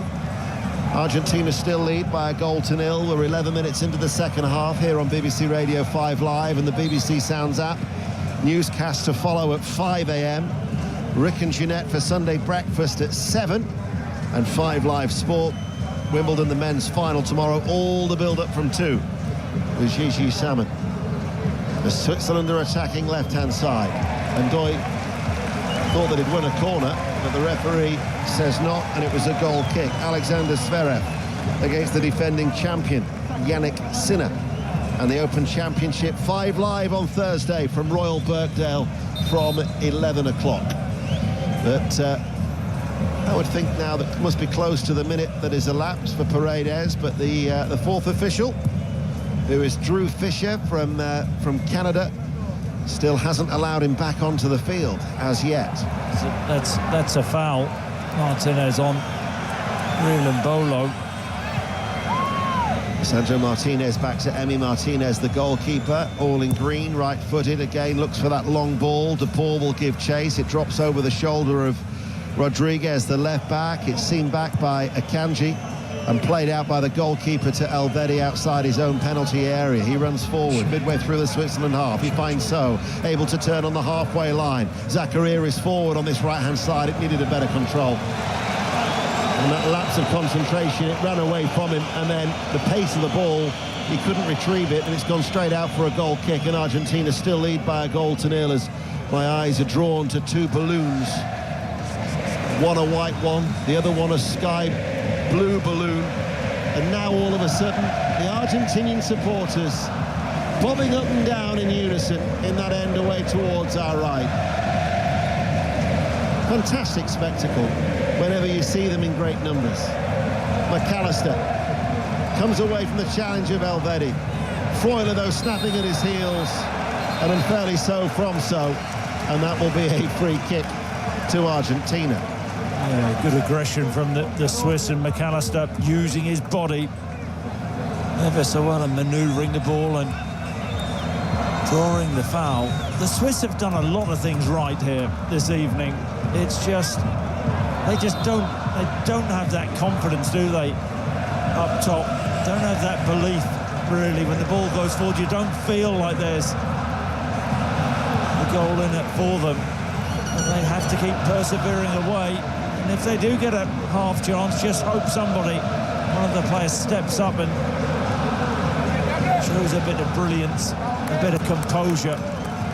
And yet they're coming into the game on an undefeated run of 11 competitive matches since they were beaten by Spain by 3-2 in the Nations League in November 24. And they say that Murat Yakin and his standing in Switzerland has never been higher. And yet they are struggling to carve out opportunities here against Argentina with nearly an hour played. 5 Live on BBC Sounds, live in Kansas City. This is Akanji. Rodriguez provides the width, far side the left, one touch, delivers the cross, high in the air. It's an inviting ball, and it's headed by Mbolo. But it didn't have the power on it, and it was a simple catch as it dropped safely into the arms of Emi Martinez. With the Argentinian flag, I noticed that he's got dyed into the side of his head. Yep, acrobatics from Martinez. The cross just stood up from Rodriguez, and Mbolo standing, jumped the ball above him. Really difficult to get the power with such a floated cross. Messi, who by his standards at this World Cup so far has been relatively quiet tonight. I'd say this is the quietest I have seen him. We know Guillaume's on Messi watch. I have nodded off. We'll be hearing from Guillaume Balaguer in about 8 minutes' time when we have the drinks break in this second half here in Kansas City. As Lionel Scaloni waves his arms down below, hoists up his navy blue tracksuit bottoms in that casual attire as the former West Ham United man 20 years ago when he was a Hammer is another step closer to emulating Vittorio Pozzo as a manager to win 2 World Cups after Italy in 34 and 38. Ball goes long. Zakaria tries to hold off the challenge of Alvarez. Tagliafico is still forward. He's bundled over by So from behind, and Argentina still leading by 1-0. Get a free kick 10 yards inside the Switzerland half. We're surrounded by Argentinian commentators. So there. Tagliafico gets his body in and he just bulldozes it to the back of him, doesn't he? Tagliafico takes the hit, and Argentina just want to play this game at their own pace. Mbolo picking the ball up and saying, can you take the free kick a bit quicker there? He's got to be careful he doesn't retreat. He's already been booked. If he doesn't go back the 10 yards, you'd think that would be another... I think the referee's having words with Messi, saying, come on, let's get on with the game, little Lionel. So Messi wanders across, and as he places the ball down, towering above him to a bending Lionel Messi, is João Pinheiro, who has a word in his ear, and now in fact he's going to leave it. May have been a weird word. It could have been a weird word. Talking of weird, Chris Sutton is with us tonight on BBC Radio 5 Live. Paredes leaves it, Messi hits it, headed out, Mbolo picks it up midway through his own half, drives forward, Mbolo's away from one challenge and pierces the back line of Argentina, and Ndoye is forced out wide left-hand side. 2 red shirts wait inside the area, and Ndoye towards the byline and cut back, and there was the block. And it goes behind for a corner kick to Argentina. 63 minutes, corner kick to Switzerland. Argentina lead 1-0. Yeah, brilliant block, I think it was it Molina at the near post. It's a crucial bit of positioning from him, because Mbolo on the break there, superb. Ran through a couple of Argentinian challengers, fed Ndoye on the left-hand side. The cross stopped. Reader to take the corner kick. Far side the left. It's an outswinger. Headed out by McAllister, the goal scorer. Still a slender lead Argentina have. We're in the 64th minute on 5 Live. Live here in Kansas City. The city where Hallmark Cards was founded back in 1910. But at the minute, they haven't been able to make any mark whatsoever, have Switzerland, as the ball goes out wide towards Rodriguez on the left, and still the cross doesn't come in. Passing the ball back, Elvedi. Forward along the ground, laid off to Xhaka, with his back to the goal that Switzerland are attacking, and the one away towards our right. Not really going anywhere, passing the ball now. Xhaka will run forward, he'll offload it out towards the left-hand side, but this is comfortable for Argentina. Yeah, you're absolutely right. They're good technical players, the Swiss, but they need that creator, don't they? That pass, it's all side to side. Nice pace to the passing, but they're not going anywhere. Elvedi, a little layoff, looking to try and get on the end of it was Freuler, battling for it was Ndoye. Reader passes the ball out wide, they've dug it out towards the left. Cross comes in, great save. Parried away by Emi Martinez, the header from Ndoye. It was down into the ground and it reared up for him. And as he dived away towards his left, that's the first serious save that Emi Martinez has had to make. 65 minutes play. They did well on that left. Switzerland buoyed by that now. And the Swiss are just penning the Argentinian team in. Argentina cannot get up the pitch. It's Rodriguez again. He's getting higher up on that left-hand side. Quick cross and Ndoye with the header. Xhaka from distance! Emi Martinez saved well. He responded very sharply low down to his left. And then Emi Martinez whips up the Argentinian crowd behind that goal away towards our right. And I'm sure you could hear how they responded as they lead by a goal to nil, the defending champions. Xhaka, left-footed. He must be all of 30-plus yards out, but he pings it, it fizzes off the surface. Martinez shouldn't be beaten from there. He gets down smartly enough to his left-hand side and then gathers the rebound. He's being tested out now, though. The Swiss have gone up a level. If you've been with us from the start at 2 in the morning on 5 Live, you'd have said earlier that it seemed that Argentina were happy for Switzerland to have the ball. There's a difference whether you're dropping back or whether you're being forced back. And in the last 60 seconds, Emi Martinez has made 2 saves in the space of a minute. And now at the minute, Argentina are being forced back by Switzerland. Well, Lisandro Martinez has gone into the back of Embolo. He's chopped him down. He's, 22 yards out? What a position that would have been for the Swiss. We've got a referee who's soft as anything. This is Freuler. When I witnessed the scare that they had against Cape Verde in Miami, there is a period where Argentina will get desperate. And Switzerland, if they keep coming on strong, are going to ask questions. Rodriguez, they're around the back. There is Ndoye. They deserve that. Oh, my word, they deserve that. And Ndoye slots the ball in. And Switzerland are level. The pressure has paid off. Nottingham Forest Ndoye with a well-taken goal. Unpicked the Argentinian defence. Clinical finish. Switzerland have equalised 1-1. Well, the Swiss were on a roll, weren't they? A Swiss roll. And Ndoye, he deserves that. He's been their biggest threat, hasn't he, on the left-hand side? And he shows that bit of composure, which had been missing from Murat Yakin's team. Brilliant play. Ball popped out on the left-hand side. He comes inside. Little give and go. I think it's with Rodriguez, the left back, who slides a beautifully weighted pass in, takes the ball outside of the right foot, nearly on the point of the 6-yard line, and just feeds the ball. It goes actually between Emi Martinez's legs. He may be disappointed, but it's the pace and the accuracy which beats him. And the Swiss have deserved this. They're back in it. They have. And I think crucially as well, they've got the goal just before the drinks break, because the drinks break would have come at a perfect time for Argentina had they still been leading by a goal to nil.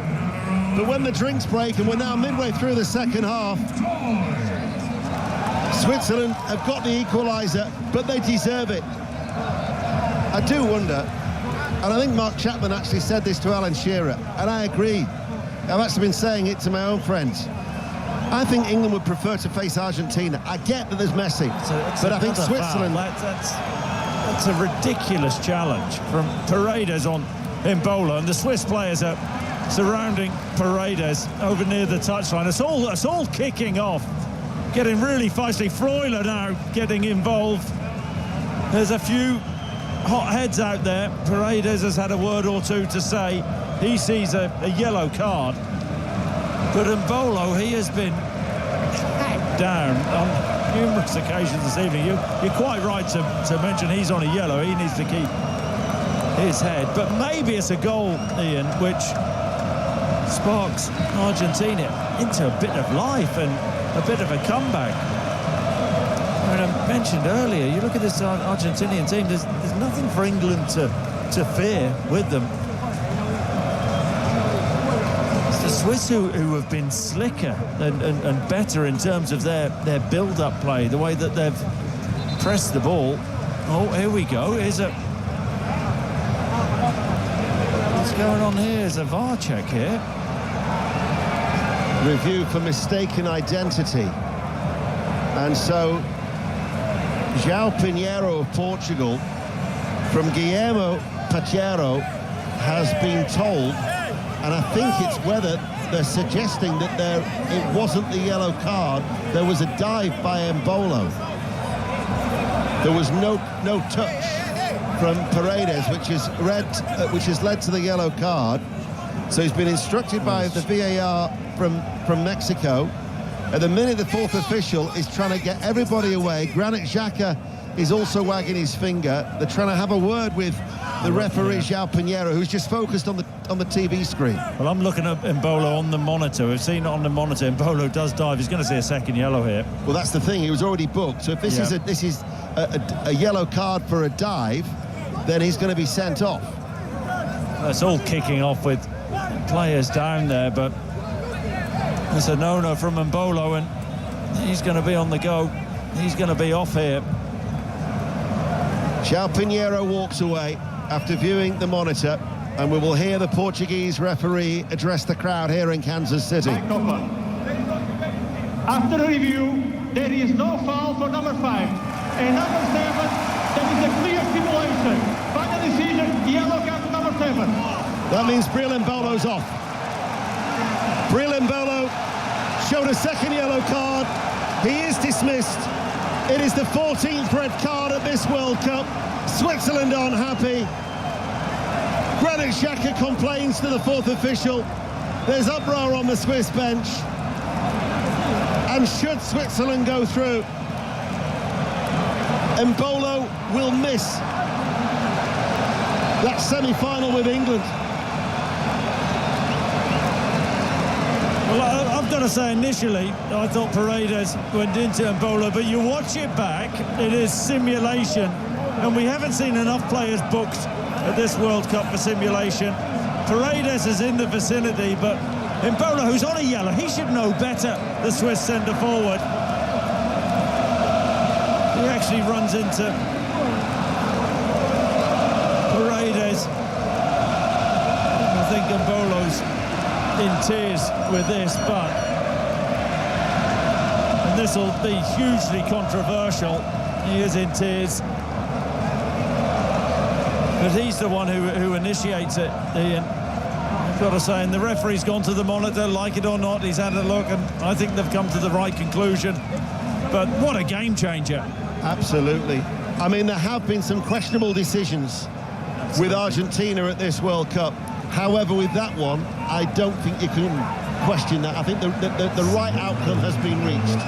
It's, frankly, it's Swiss stupidity from Breel. Embolo, as I said, it's a no-no. Granit Xhaka involved now.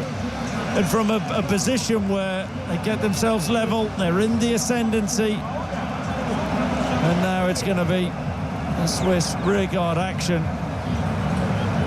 Well, you're right, because all the momentum was with Switzerland at that point.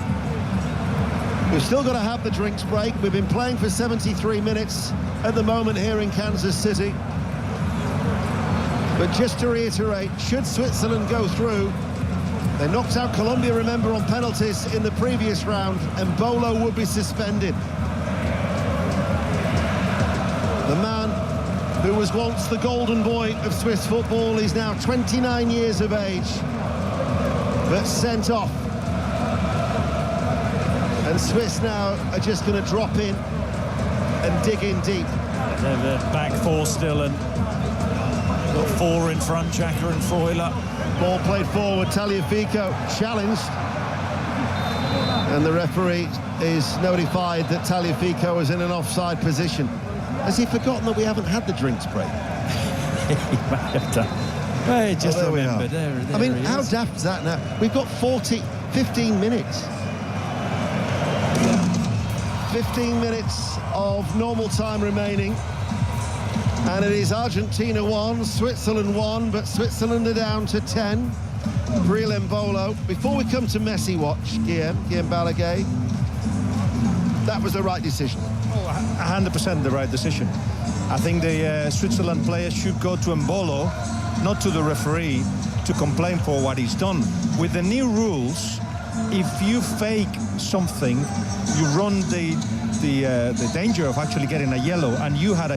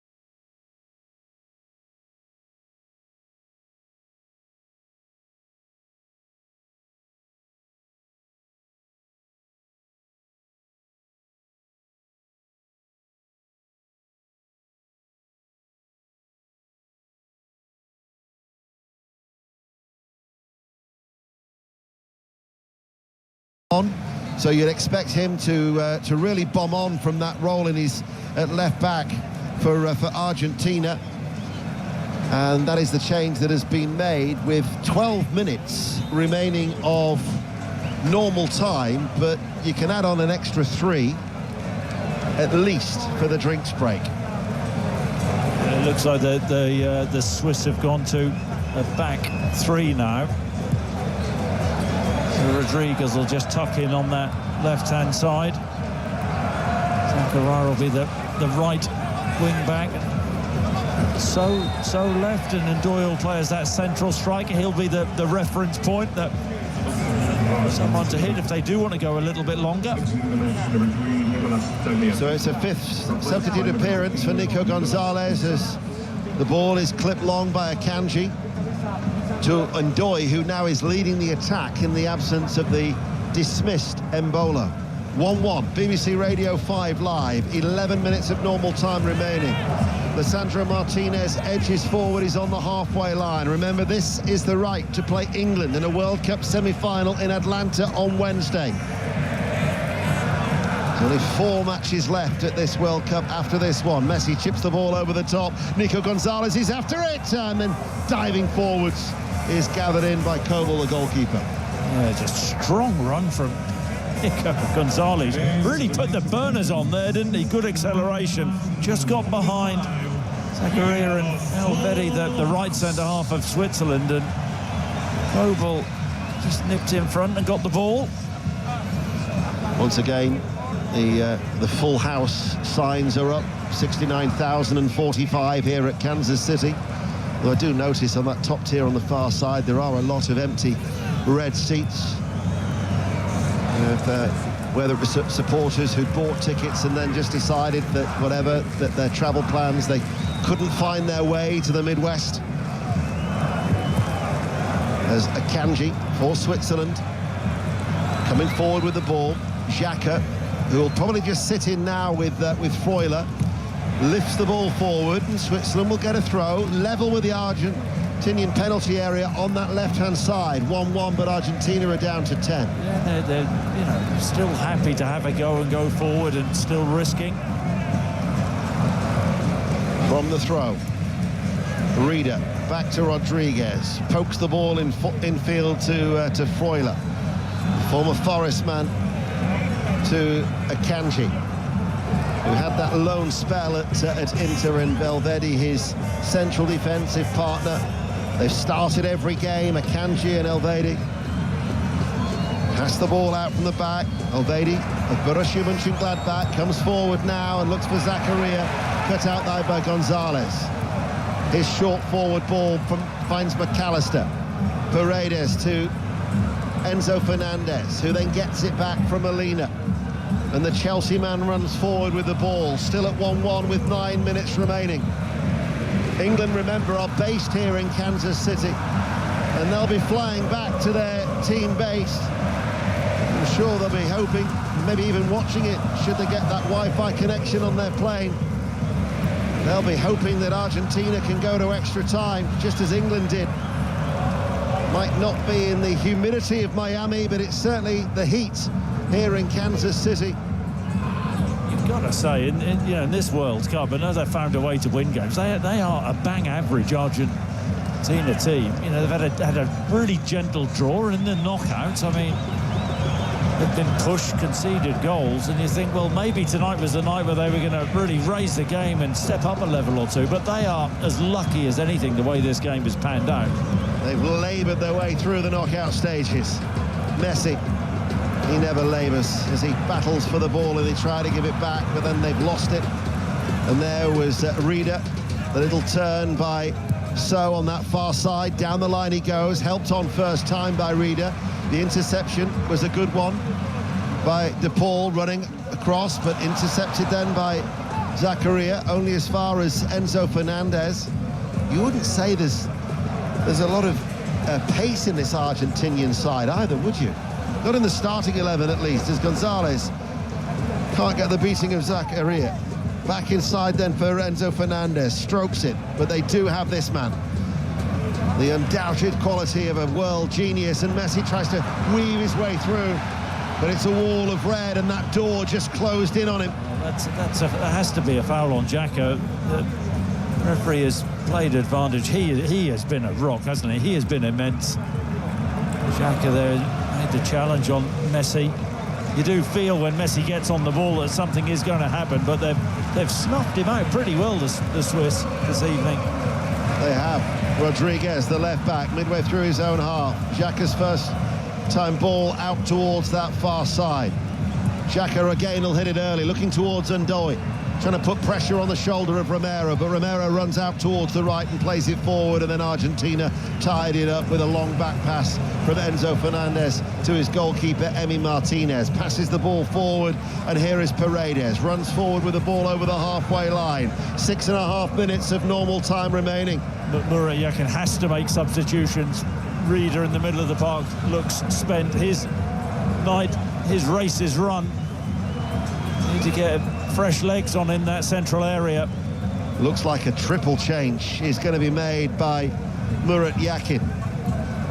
Fresh legs to see the 10 men of Switzerland through for the last 6 minutes of normal time plus stoppage time.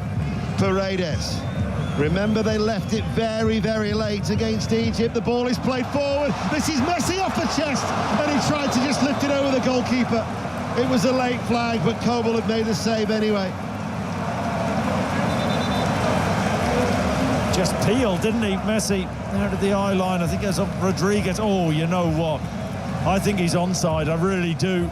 Very late flag, but he took the ball on his chest. It's a brilliant save in the end. Kobel stands big. Messi tries to lift it over him. He thinks the keeper's going to commit. Kobel doesn't and makes a crucial save. And here come the subs. Montiel is going to be coming on. He's on a yellow card, incidentally. That'll be like for like. He's just going to replace Molina at right back. But the other change they've made as well, I think they made one just before that, but my eyes are also drawn to Muheim, Vidma and Amdouni coming on.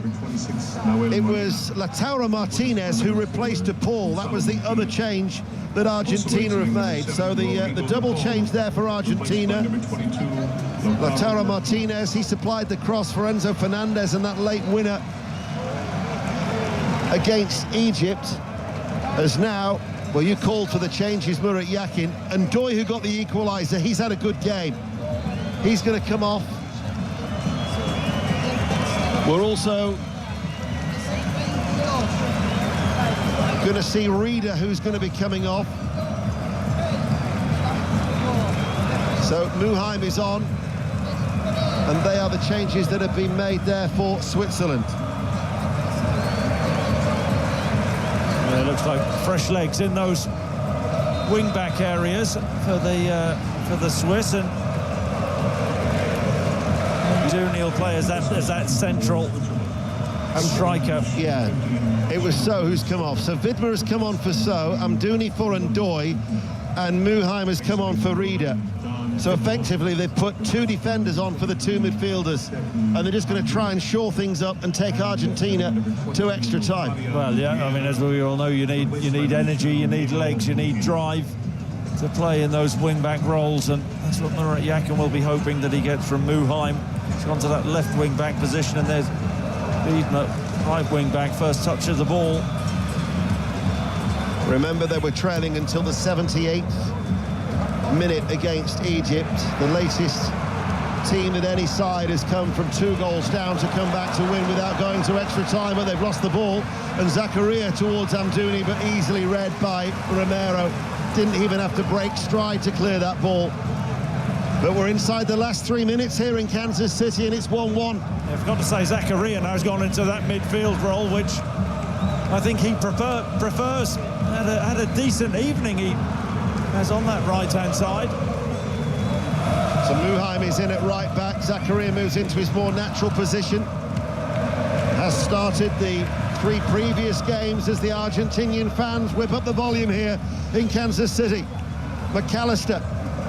Lisandro Martinez joins the attack. And Messi's on the drift now, but he went out right there with Martinez playing as that central striker alongside Alvarez. So I think Messi he'll just play on feel now, won't he? Wherever he feels he can find the space. Here is Lisandro Martinez, midway through the Switzerland half. Argentina are playing from right to left in their white and sky blue striped shirts. 5 Live and BBC Sounds, 1-1. McAllister infield, Paredes, short diagonal ball, Enzo Fernandez. Alvarez is also in the vicinity. Paredes infield to Enzo Fernandez. Montiel provides the width on the right. Every outfield player is in the Switzerland half, but the 9 outfield players of Switzerland, everybody back behind the ball. Lisandro Martinez scoops it forward, headed away by Vidma. Knocked up into the air, brought down under control by Paredes outside the centre circle.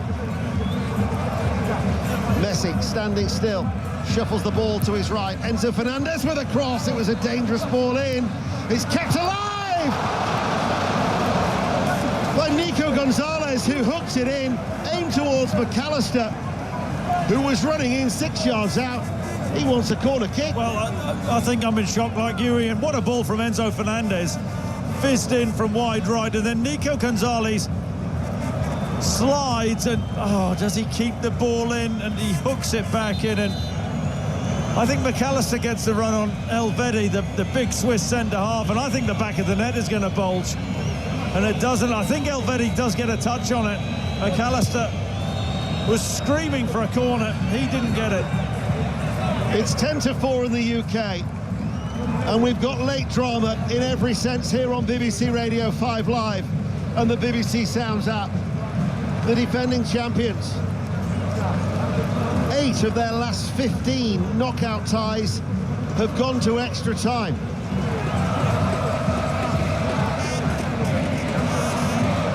We are about to find out how much added time there will be. Messi, 30 yards out from goal. Plays the ball out onto the chest of Nico Gonzalez, left-hand side of the area. Support comes from Lisandro Martinez. Switzerland are not breaking ranks. Everybody back behind the ball. This is Enzo Fernandez, out towards Montiel on the right. Alvarez comes to collect it. Back to Enzo Fernandez. Alvarez once again, he waits. But they're keeping their shape well as Switzerland. There will be a minimum of 9 minutes, which we're now into. And the ball comes into the penalty area, and the back header will go off the head of Elvedi and behind for a corner kick to Argentina, who are knocking on the door against the 10 men of Switzerland. Yeah, really penning the Reds of Switzerland back now. Argentina, you can see their fans they're up for this, roaring the team on. Corners taken quickly, played out towards Paredes. Paredes in field, Enzo Fernandez, not a shooting opportunity. The infectious enthusiasm of the Argentinian support was sweeping its way around this open-air bowl here in these humid conditions of Kansas City. Local time, 8 minutes to 10. This is Paredes, 30 yards out from goal. The referee just to his right. It's a red wall in front of them. Messi checks inside. Messi with a shot! Just wide. You couldn't say it would have taken the roof off because it doesn't have a roof. But there would have been an explosion of noise had Messi just created that moment of magic with that low, curling, right-footed effort. Yeah, Kobel, the Swiss goalkeeper, wasn't saving that. It was a back seven from the Swiss. A wall of red, and Messi comes deep, gets the ball, shapes to shoot with his left foot, chops inside Granit Xhaka, and then bends a shot right-footed, a yard wide of Kobel's left-hand post. He wasn't stopping that. Such a great shot, hasn't he, Messi? He drags the ball on the inside. I thought the script was set for the little man, as the Argentinian fans once again try to coax them a little closer to that goal, as Gonzalez does well on the left, but then he hits it on the run, left-footed, and it goes wide of the side netting on this near side and into the goal kick, and it remains Argentina 1, Switzerland 1. Yeah, nifty Nico on the left-hand side. Great feet, but then a wild cross. And the Swiss are hanging on in there. No, defending deep, but it's wave after wave of attack from Argentina.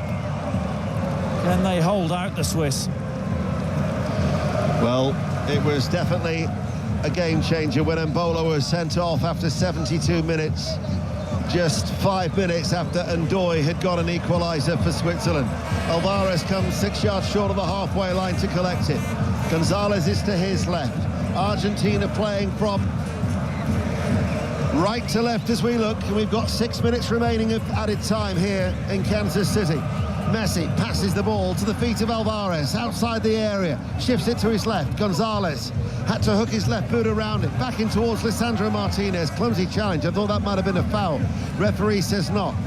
This then is Alvarez once again for Argentina, probing, trying to penetrate. Lisandro Martinez, 25 yards out from goal. Paredes passes the ball forward. Messi lurking, loitering outside the area, can't get a sight of goal, will try and weave his way through, couldn't slip it into the path of McAllister. Argentina get a throw.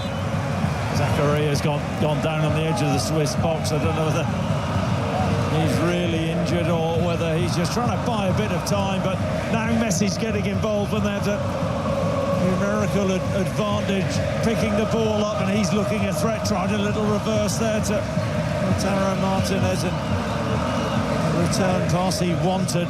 But it's all Argentina now. It's hard to see, isn't it?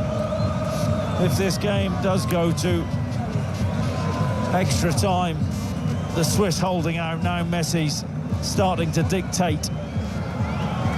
Well, Eric Omer is going to be coming on. It's going to be his first appearance at this World Cup, and he is replacing Ricardo Rodriguez, the veteran defender. They both have something in common. They are both free agents after Comer. The 28-year-old defender left Valencia after 4 years.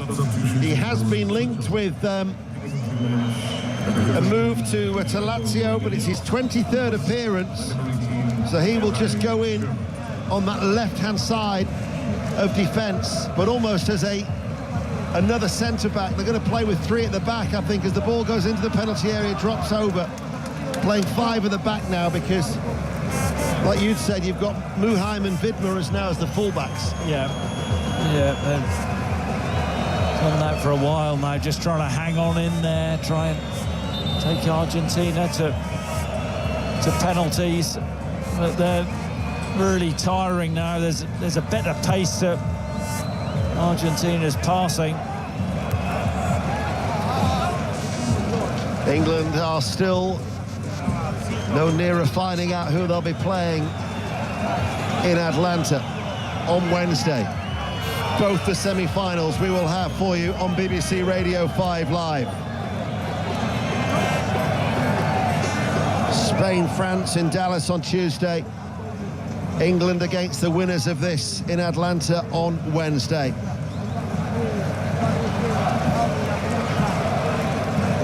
By my watch, we have 3 more minutes remaining of stoppage time in this second half. Here is Alvarez. Gonzalez waits to his left. Alvarez moves back into a central area. Lisandro Martinez will pass the ball to Gonzalez. Doesn't go on the outside of him on this occasion. Still playing in front of Switzerland. They work the ball into a central area, but they're 30 yards from goal. This is Messi picking it up now. 30 yards out. Looks for the return from McAllister.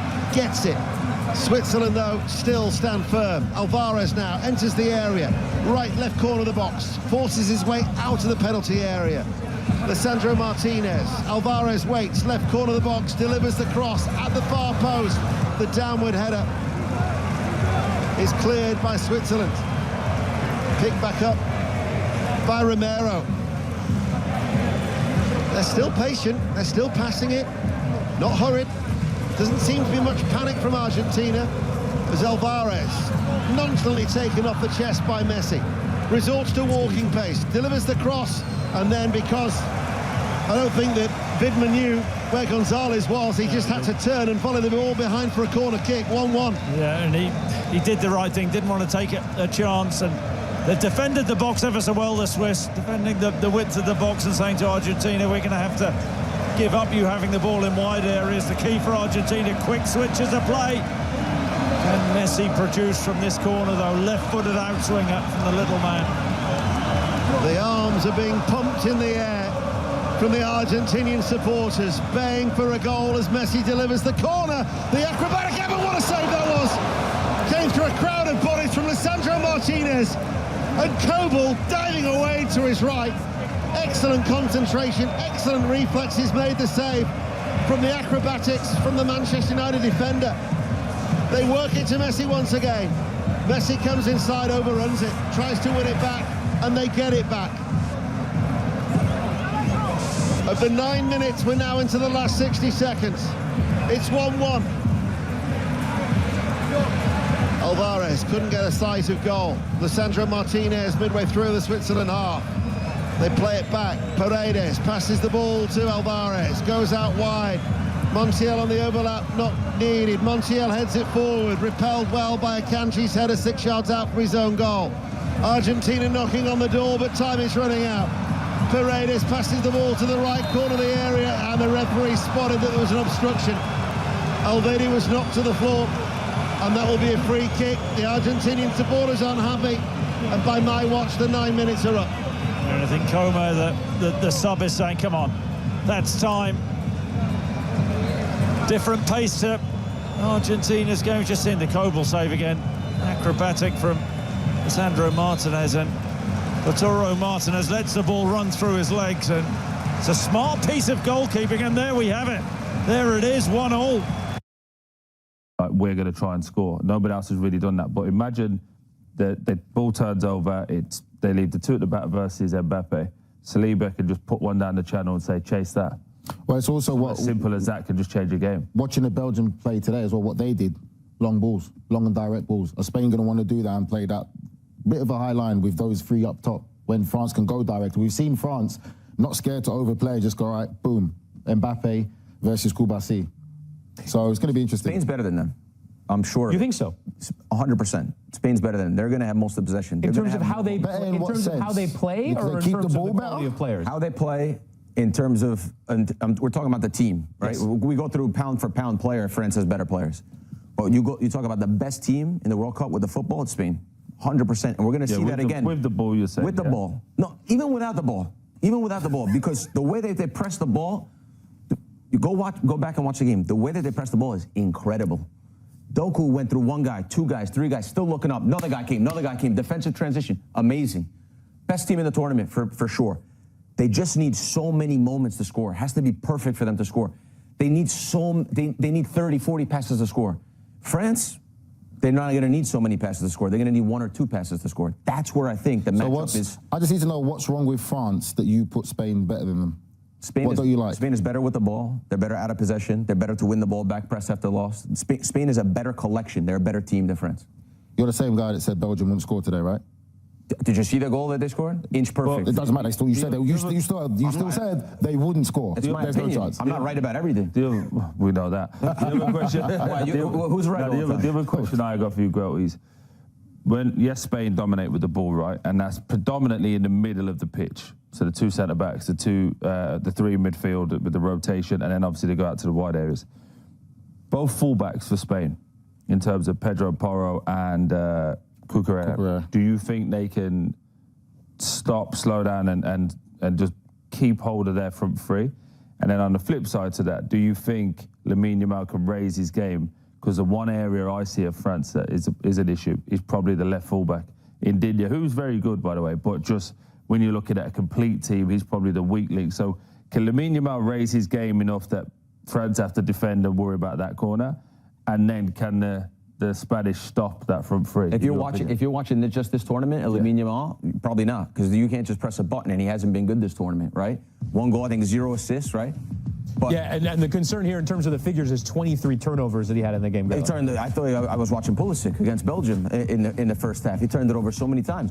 But the truth is, we've watched him all year, and we know how good he is. So based on what we know about him, real big picture, yeah, of course, he can have a game and be lights out. I just think in this matchup, if Spain are efficient in front of goal, which we haven't seen yet, but if they're efficient in front of goal, they beat France. Mm-hmm.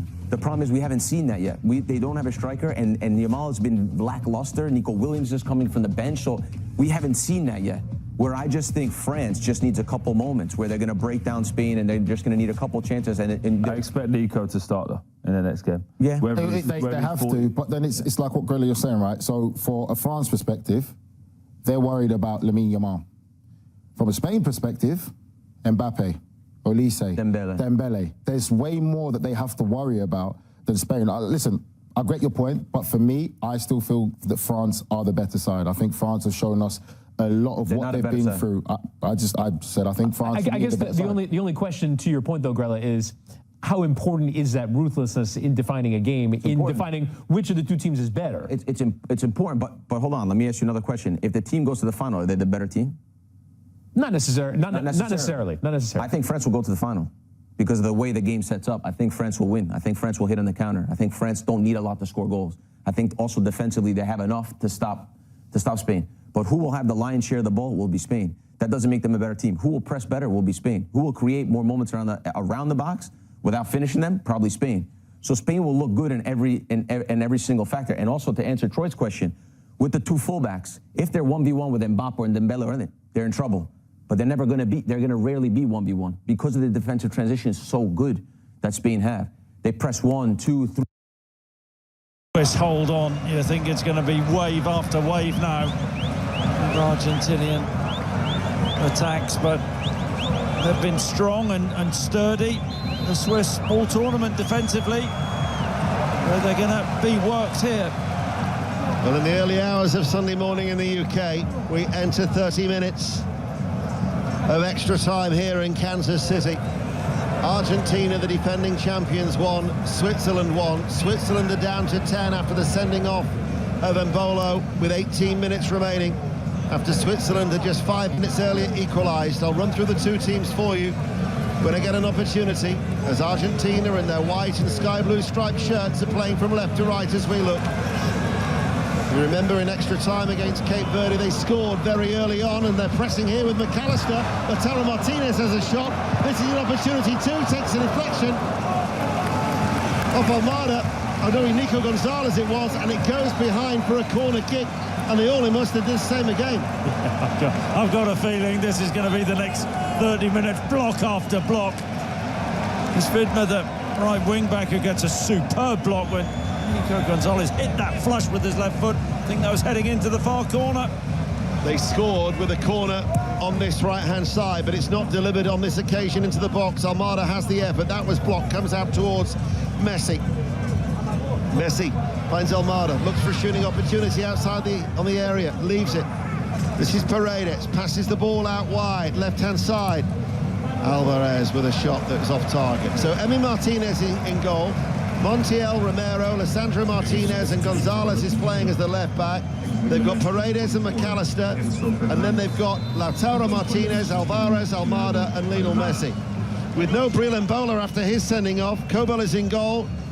They're playing with a back five essentially of Vidma, Comer, Elvedi, Akanji and Muheim, Xhaka, Freuler, Zakaria in the midfield, and Amdouni of Burnley, who only played on 4 occasions for Burnley before they were relegated, but he's been out with a ACL injury, missed the entire qualifying campaign for Switzerland, and he leads the attack for Switzerland. But this now is just a containing job. It's trying to frustrate and prevent Argentina finding a way through. They've set their stall out for penalties. Argentina with an opportunity, shot goes straight in, and it was at... There's Almada, wasn't it? Yeah, it was, I mean, he's just... We've got the back five, the Swiss, and the narrow three in midfield, Amdouni up top, and Almada's just standing on the outside of Zakaria on the right of the three in the Swiss midfield, picking the ball up and trying to just link things. It's a rearguard action from Switzerland. Argentina competing in their 12th World Cup quarter-final. They've won 6 of the previous 11.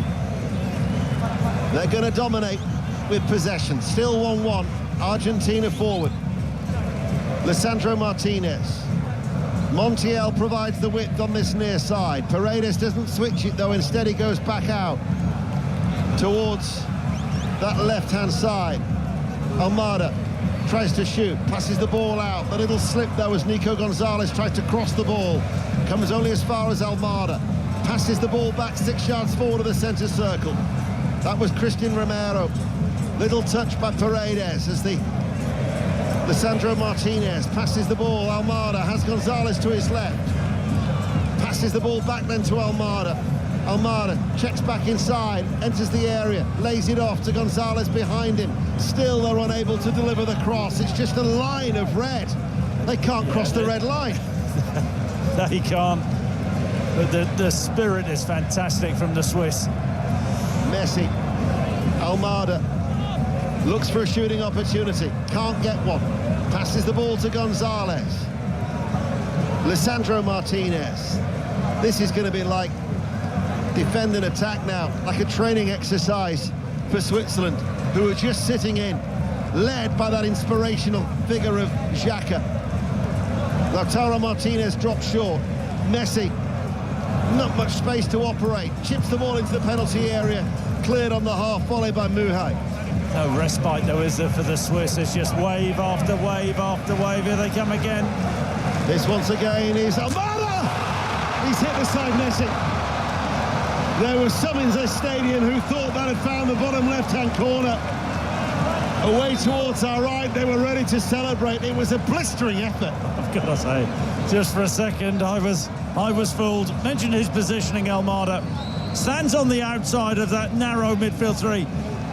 Likes to get shots off of that right foot of his and chops inside. Loves a chop, doesn't he? And he fizzed it right-footed and has skimmed off the right-hand post. Kobel in the Swiss goal, and Uriaki just trying to run the clock down, making a substitution. So Zakaria has gone off and Yashari has come on. If only they'd have had Johan Manzambi not ruled out through injury, that was a real blow. The Newcastle-bound midfielder from Freiburg, as on that far side, Amdouni has to try and go it alone. Cleared away by Nico Gonzalez on the far side. Zakaria has done well, whether at right back or in the midfield, but eventually there's some tired legs out there for Switzerland. Almada receiving a yellow there. A little pull back, and what this does, interesting to see with Elvedi and Akanji go forward. Yes, they do.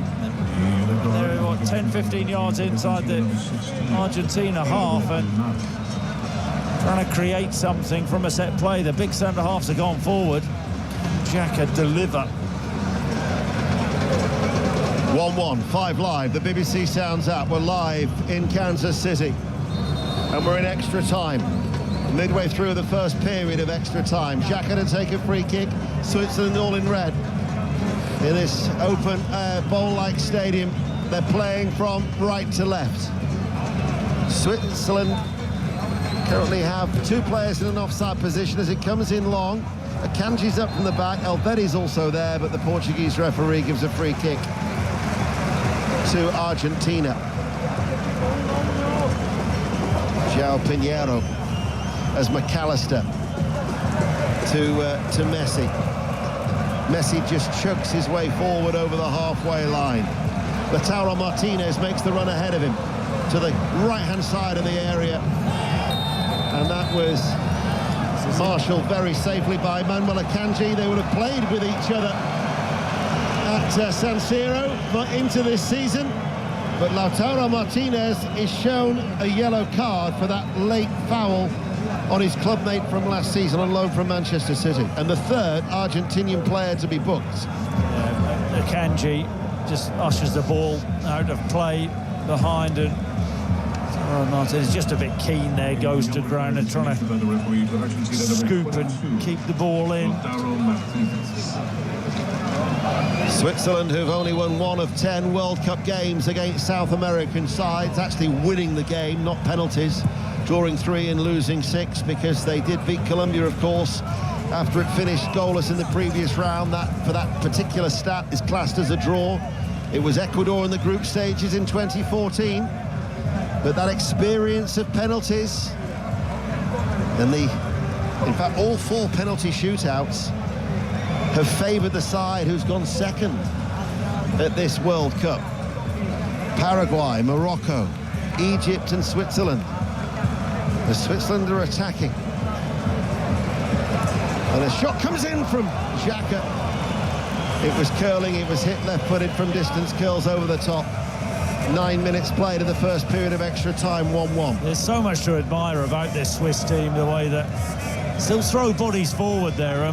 Seeing Xhaka got a hell of a left peg on him, hasn't he? Trying to find that far top corner. Good little set from Jashari. And now, as soon as they give the ball away, they're back, that back 5, 3 in the midfield. One up top, just defending the box narrow. They're tight, they're compact, and they're restricting Argentina to few opportunities. As Messi curls over a cross claimed by the goalkeeper Kobel. But England know all about this, because England's last meeting with them was in Dusseldorf, at the Euros in that quarter-final in Germany. After a 1-1 draw, England on that occasion won in the penalty shootout by 5-3, so they'll have done their homework on Switzerland. Yeah, I've got to say, just based on what I've seen tonight, I'm with Tim Vickery here. I think that, you know, if you're Thomas Tuchel and you're England, you're thinking, oh, come on, Argentina, go through. They look easier to play against than this Swiss team. Well, we actually said that earlier ourselves, didn't we? We didn't need... Yeah, but let's give Tim Vickery a bit of credit as well. I wasn't. I think he said it before you and you just copied him. Here is McAllister. Lisandro Martinez is forced out wide on the left-hand side. Stands on the ball to keep it in play as he continues to run in towards the advertising hoardings. 4 minutes to go to half-time. Still, there is no sign of this Switzerland side breaking. 1-1.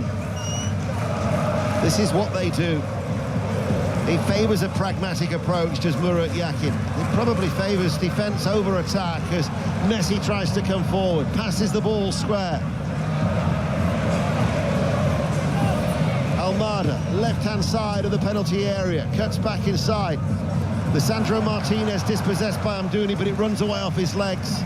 Still the red shirts don't break. It goes out of play for a throw. Yeah, Freuler in that midfield for Switzerland. He's been outstanding alongside Xhaka, hasn't he? Just brilliantly to send Almada out wide. Here is McAllister. You know, in the actual second half of the regulation 90, Argentina didn't do enough. They really didn't. At times, I mean, we can focus on the magic of Messi, but Argentina as a side have flattered to deceive. Well, they've been a one-man band, haven't they, with this World Cup, really?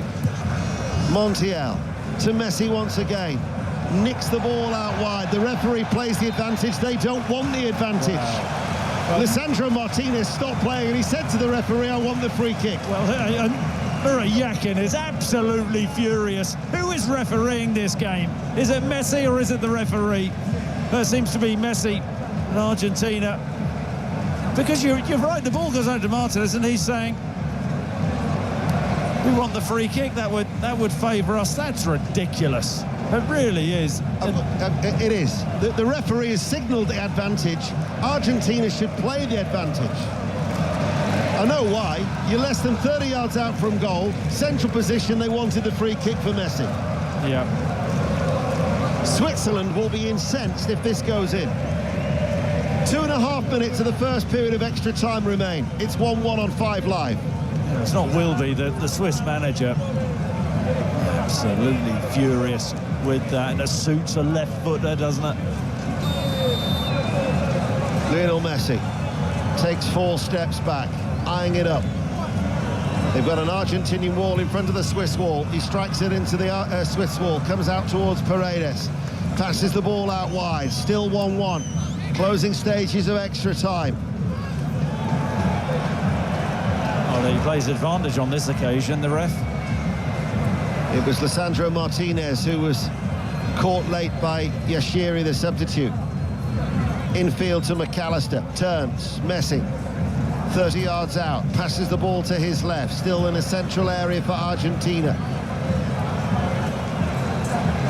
Back it goes, and then it's played back towards Romero. It's 10v10 at the minute, isn't it? Because Martinez was absolutely clonked, wasn't he? Jashari still down on the floor. This is with Paredes to McAllister. Short and forward to Messi at a walking pace. He has a little wave of the left arm as if to say, I want somebody to come forward. McAllister delivers the cross. It's a deep one. He's overhit that. He knows it. And it goes out for a goal kick. And by my watch, we're inside the last 60 seconds. In fact, Nico Gonzalez is the player who's down. Yeah. He's struggling. Yeah, it was a poor challenge from Jashari. But it's just interesting that the referee let that go, didn't book Jashari, and played the advantage. You've got to say, fair play to the Swiss. Not just, you know, we talk about the spirit, but their organisation is absolutely superb. They have been so disciplined. They've got one more opportunity to make further changes should they wish, as a snapshot comes in. That was from the substitute Ardon Yashari, who plays for Milan. The Belgian player and young player of the year before he moved to Italy. His 11th appearance for his country.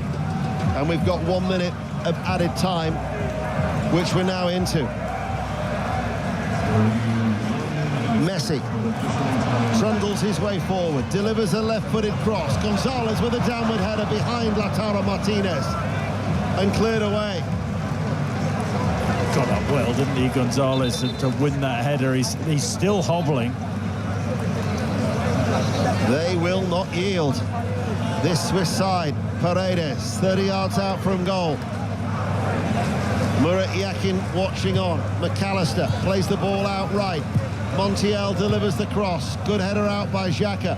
Picked up by Lisandro Martinez. Steadies himself, shoots right-footed, blocked. Picked up by Nico Gonzalez. The cross blocked. This Swiss side are putting everything on the line. The Swiss bench are desperate for the referee to blow his whistle. There are accusing fingers of the fourth official, Drew Fisher, down below. Well, it's time now, isn't it? It's 106 minutes. 16 minutes are up. The players are even saying to the referees, the corner kick comes in and the header from Romero's over the top. And that should be the end of the first period of extra time. It is. Still the drama continues. Argentina won, Switzerland won. Here in Kansas City, Chris Sutton. That's absolutely fascinating, isn't it? Mentioned the Swiss, their determination. 3, 4, 5 guys. When you get out, there's another one. They get behind the ball pretty quickly. So but France the way have also they play got as a team players that is are very suffocating. Very good and comfortable on the ball, like we said about how they can press out. They've got players that are comfortable on the ball to manipulate, move that ball and use their body, and then they break that press, then Spain do drop back. So it's not going to be that way where they get put under pressure and they give the ball away. It's an intriguing game because whether you talk about the individual quality, the tactical, the on the ball, off the ball, you can make an argument for both sides as to why they're going to be good. For me personally, I think France have just got the edge. You're talking 60-40, like maybe 10% more just because of that top line and the amount of goals that they got, the ruthless streak that they've got. But also, just with some of the things that Phil was saying, like Lamine Yamal, so make it out that, you know, we're on that level. So does he want, is this a game that him and Nico Williams raise their game? Is this a day where everyone in the Spanish team says, we can make a real statement here and raises their game 10-20%? I just think it's an extraordinary game. But one thing I did see today, first time the keeper was asked to have some trouble, like deal with something, lets a goal in, comes off his line, gets beaten. The keeper looked very nervy to me. And the two centre-backs, while they're great on the ball, little headed cushions to themselves and replaying, fantastic. Defensively, they got exposed a little bit today. So let's see what the French can do. Kubarsi is beat on the goal from Charles Ketelade. I guess the question would be, and you made the reference that it's the final before the final. Troy had a little bit of a pop before, but do you think... Is that not literally what it is? Yeah, it is literally what it is. But I guess the question that we want to ask It's a final that most people will be happy to say it's a final. That's what I meant. It's the final where most people will be happy before the final. But Nigel, do you think the winner of this World Cup is more likely to come from this game than the other side of the bracket? Yes, I do. I have France winning it. You think it will? I have France winning it all. I think it will. You don't think England or Argentina? England, forget about it. We don't even know if they're going to go to the semifinal on the other side. We've got to see Norway first with England. And they haven't been good. I just think this is 1 versus 2. These guys are in their own stratosphere. Spain and France are in their own stratosphere with the caliber of player and the style of play. They're 1 and 2, no question about it. I think Argentina is way below that. I think England are way below that. Obviously, if Norway and Switzerland get there, okay, we know. But France and Spain, this is the final. A little bit like the Champions League that we saw on one side. Was it Bayern PSG? Yeah. We knew that one of those would win the final. Troy, do you agree? I don't like him talking bad about England, I'll be honest. You just got you. Oh, no, you just got to ignore him. Only I can talk bad about England. Only I can say. My patriotism came out there. I had to just sit on my hands for a second. But no, I think he's right. Unfortunately, when you look at it, it's not saying that England can't win in a one-off game and something happens, a red card or whatever it might be. But it just gives you that feeling. I said it a few weeks back. It feels like the Champions League all over again. It feels like England have had a nicer side of the draw. Let's say that they're Arsenal. They're probably going to have one real game where you go, okay, that's impressive, and then it's into the final. And then on the other side, you've got to look and go, wow, these guys beat who? Start going through who they've beat, see the players that they've got, the talent that they've got, and you're like, maybe if everything works, and and if you're France or Spain and you're playing England, you're like, we play our best game, we win. And that's unfortunately what it looks like. But it's also potentially what England could play Argentina in the semis, right? Yeah. And there's a lot more than football in that game there, which can be... Norway first. Listen, you. Norway first. your team went home. Didn't even make it. Went out like a fart, bro. Both of my teams embarrassing. A bit of air. Your team, you haven't spoken. You're not allowed to speak. and your other team, man. Well, I don't even know when they're going to be back in this World Cup. So let's wait for the Nations League. Yeah, exactly. Let's wait to the Nations League. We'll talk about that. Mackenzie, how are you? Mackenzie, you've barely had 5 minutes to enjoy your win on this game between Spain and Belgium, but you're looking ahead already to the semifinal. What stands out to you from a betting point of view? Yeah, I'm looking at the markets moving, right? As we saw the opening lines. Now, France to win in regulation is plus 130, but France just to qualify right now is minus 140. They open at minus 155, so you're seeing slight money coming on Spain. Obviously, a lot of time before we really start to see a solid amount of money to make an assumption. What is interesting, though, is that you're seeing France's team total over 1.5 at plus money for the first time in recent history, probably in the whole tournament thus far. So if you think that there are some holes in Spain's defense, plus 125 is the best price on a bet that France has hit, continuing. What I like is the second half to be the highest amount of goals scored, especially in the knockout stage. You're seeing that true for Spain. You're seeing that true for France as well. So that's plus 105. I anticipate you won't get plus money for that for very long, but interesting to see some plus money around this France offense. Yeah, you mentioned sort of the second half scoring. The last time these two teams played, it was a 5-4, and 7 of the 9 goals came in the second half. So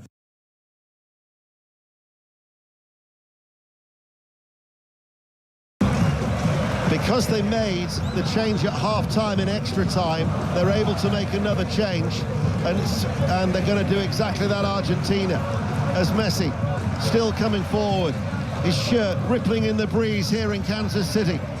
They try and give the ball back to him, but the interception from Amdouni, and he'll run it clear, and he's got to go it alone for Switzerland.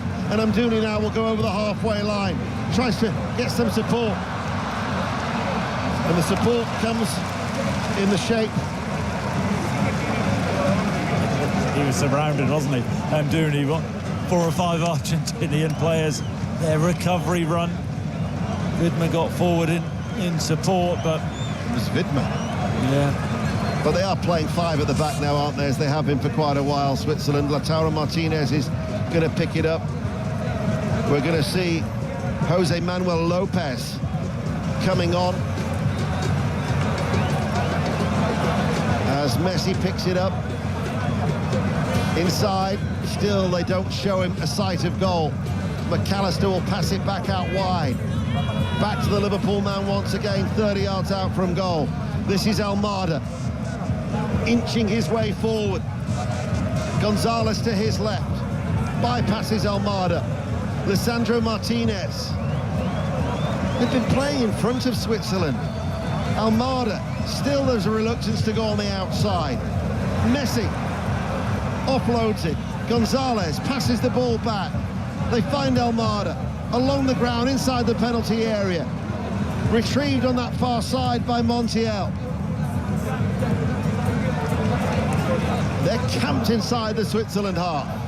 Ball is chipped forward. Lautaro Martinez can't get it. He's got to pop that off. Lisandro Martinez there. Give it to a more creative player trying to force it. Plays into the Swiss hands.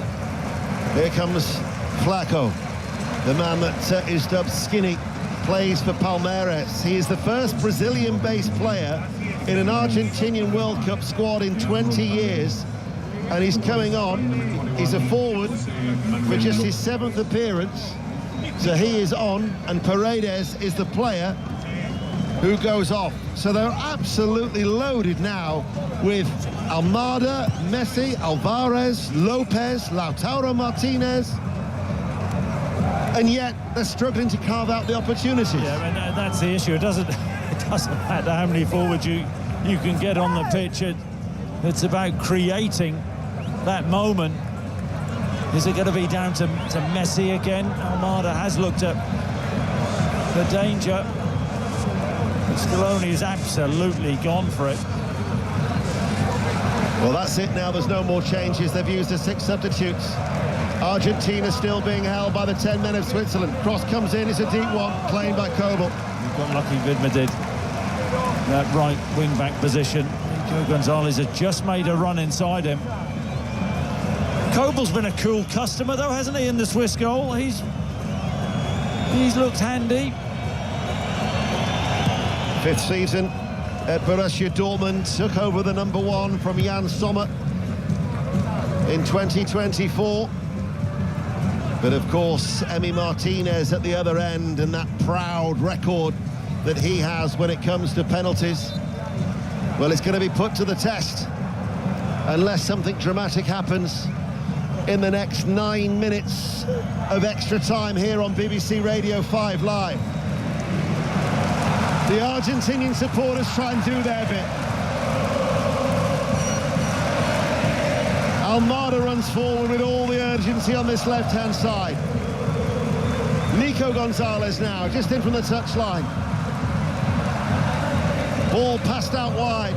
Messi runs forward. Messi cuts inside. Messi still going with a shot pushed away by the goalkeeper Kobel. Nico Gonzalez plays it back in, looking for the turn and the shot. Lopez goes the long way around, passes the ball back. Alvarez with a curling effort. What a stunning goal! Julian Alvarez with an absolute beauty. And Argentina finally break the resistance of the 10 men of Switzerland. With his first goal of this World Cup, and it is one to remember, right-footed, curling into the top right-hand corner. Argentina are destined for a meeting with England in Atlanta. They lead 2-1. What a finish this is. They've huffed and they've puffed. And the Swiss have been brilliant in the way that they've defended. But I mean, we are right behind this, Ian, left-hand side of the box. And Alvarez has been quiet for large periods of the game, but the ball popped out to him, 22 yards out in the arrowhead, and he arrows it right-footed into the far top corner. It's absolutely wonderful. You can't get any more in the top corner than that. Kobel, the Swiss goalkeeper, flings himself full stretch. He doesn't get within a yard of it. It's a stunning finish. And that's what Argentina needed. And they somehow find a way once again. They struggled against Cape Verde. They dug themselves out of a hole against Egypt. And with a stunning strike against the Swiss, they have left it late. It is an absolute gem of a goal to open up his account, bearing in mind he scored 4 goals at the World Cup in 2022. However, it's all flared up now in the centre circle. Xhaka was involved. A yellow card has been shown to, I think it's Lopez. Lopez, yeah, the sub. Lopez, the Argentinian substitute, has been shown a yellow card. Not too sure what caused that. I mean, the Argentinian bench just erupted. They were on the playing pitch.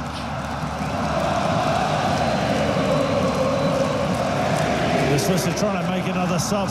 It's just bedlam, isn't it, in here? This is it, isn't it, for the Swiss? Last throw of the dice. Ruben Vargas is the player who's coming on. He hasn't been fit. He's had a bit of a muscle issue. That's the reason why I don't think that they wanted to use him, but he's come on for Freuler. They were trying to sit in, they were trying to frustrate.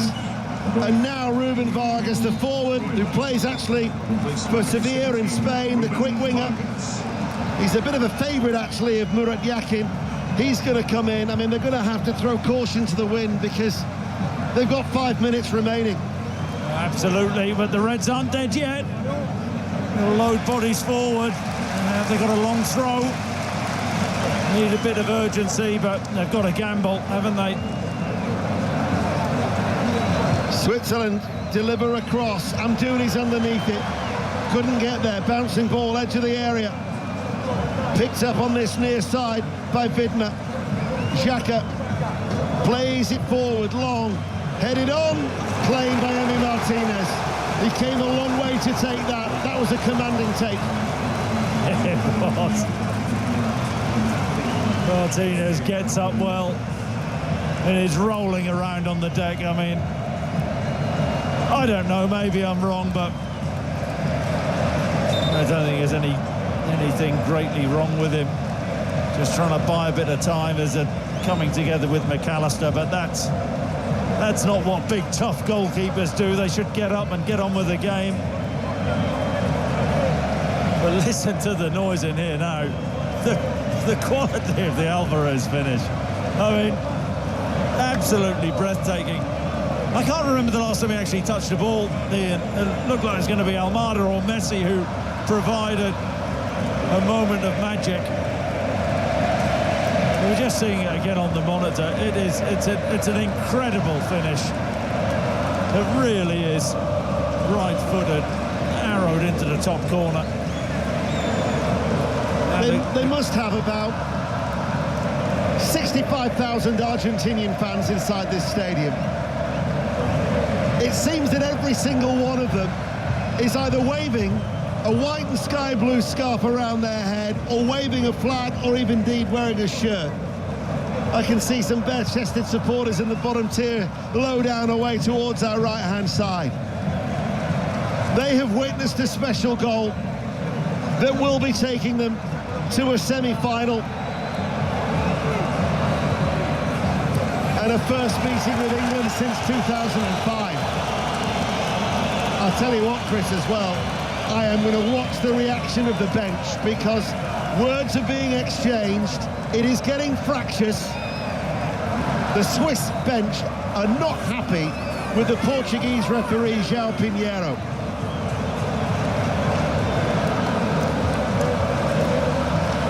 We have 2 minutes remaining, 2.5 to be precise, of extra time. The ball goes long towards Lopez.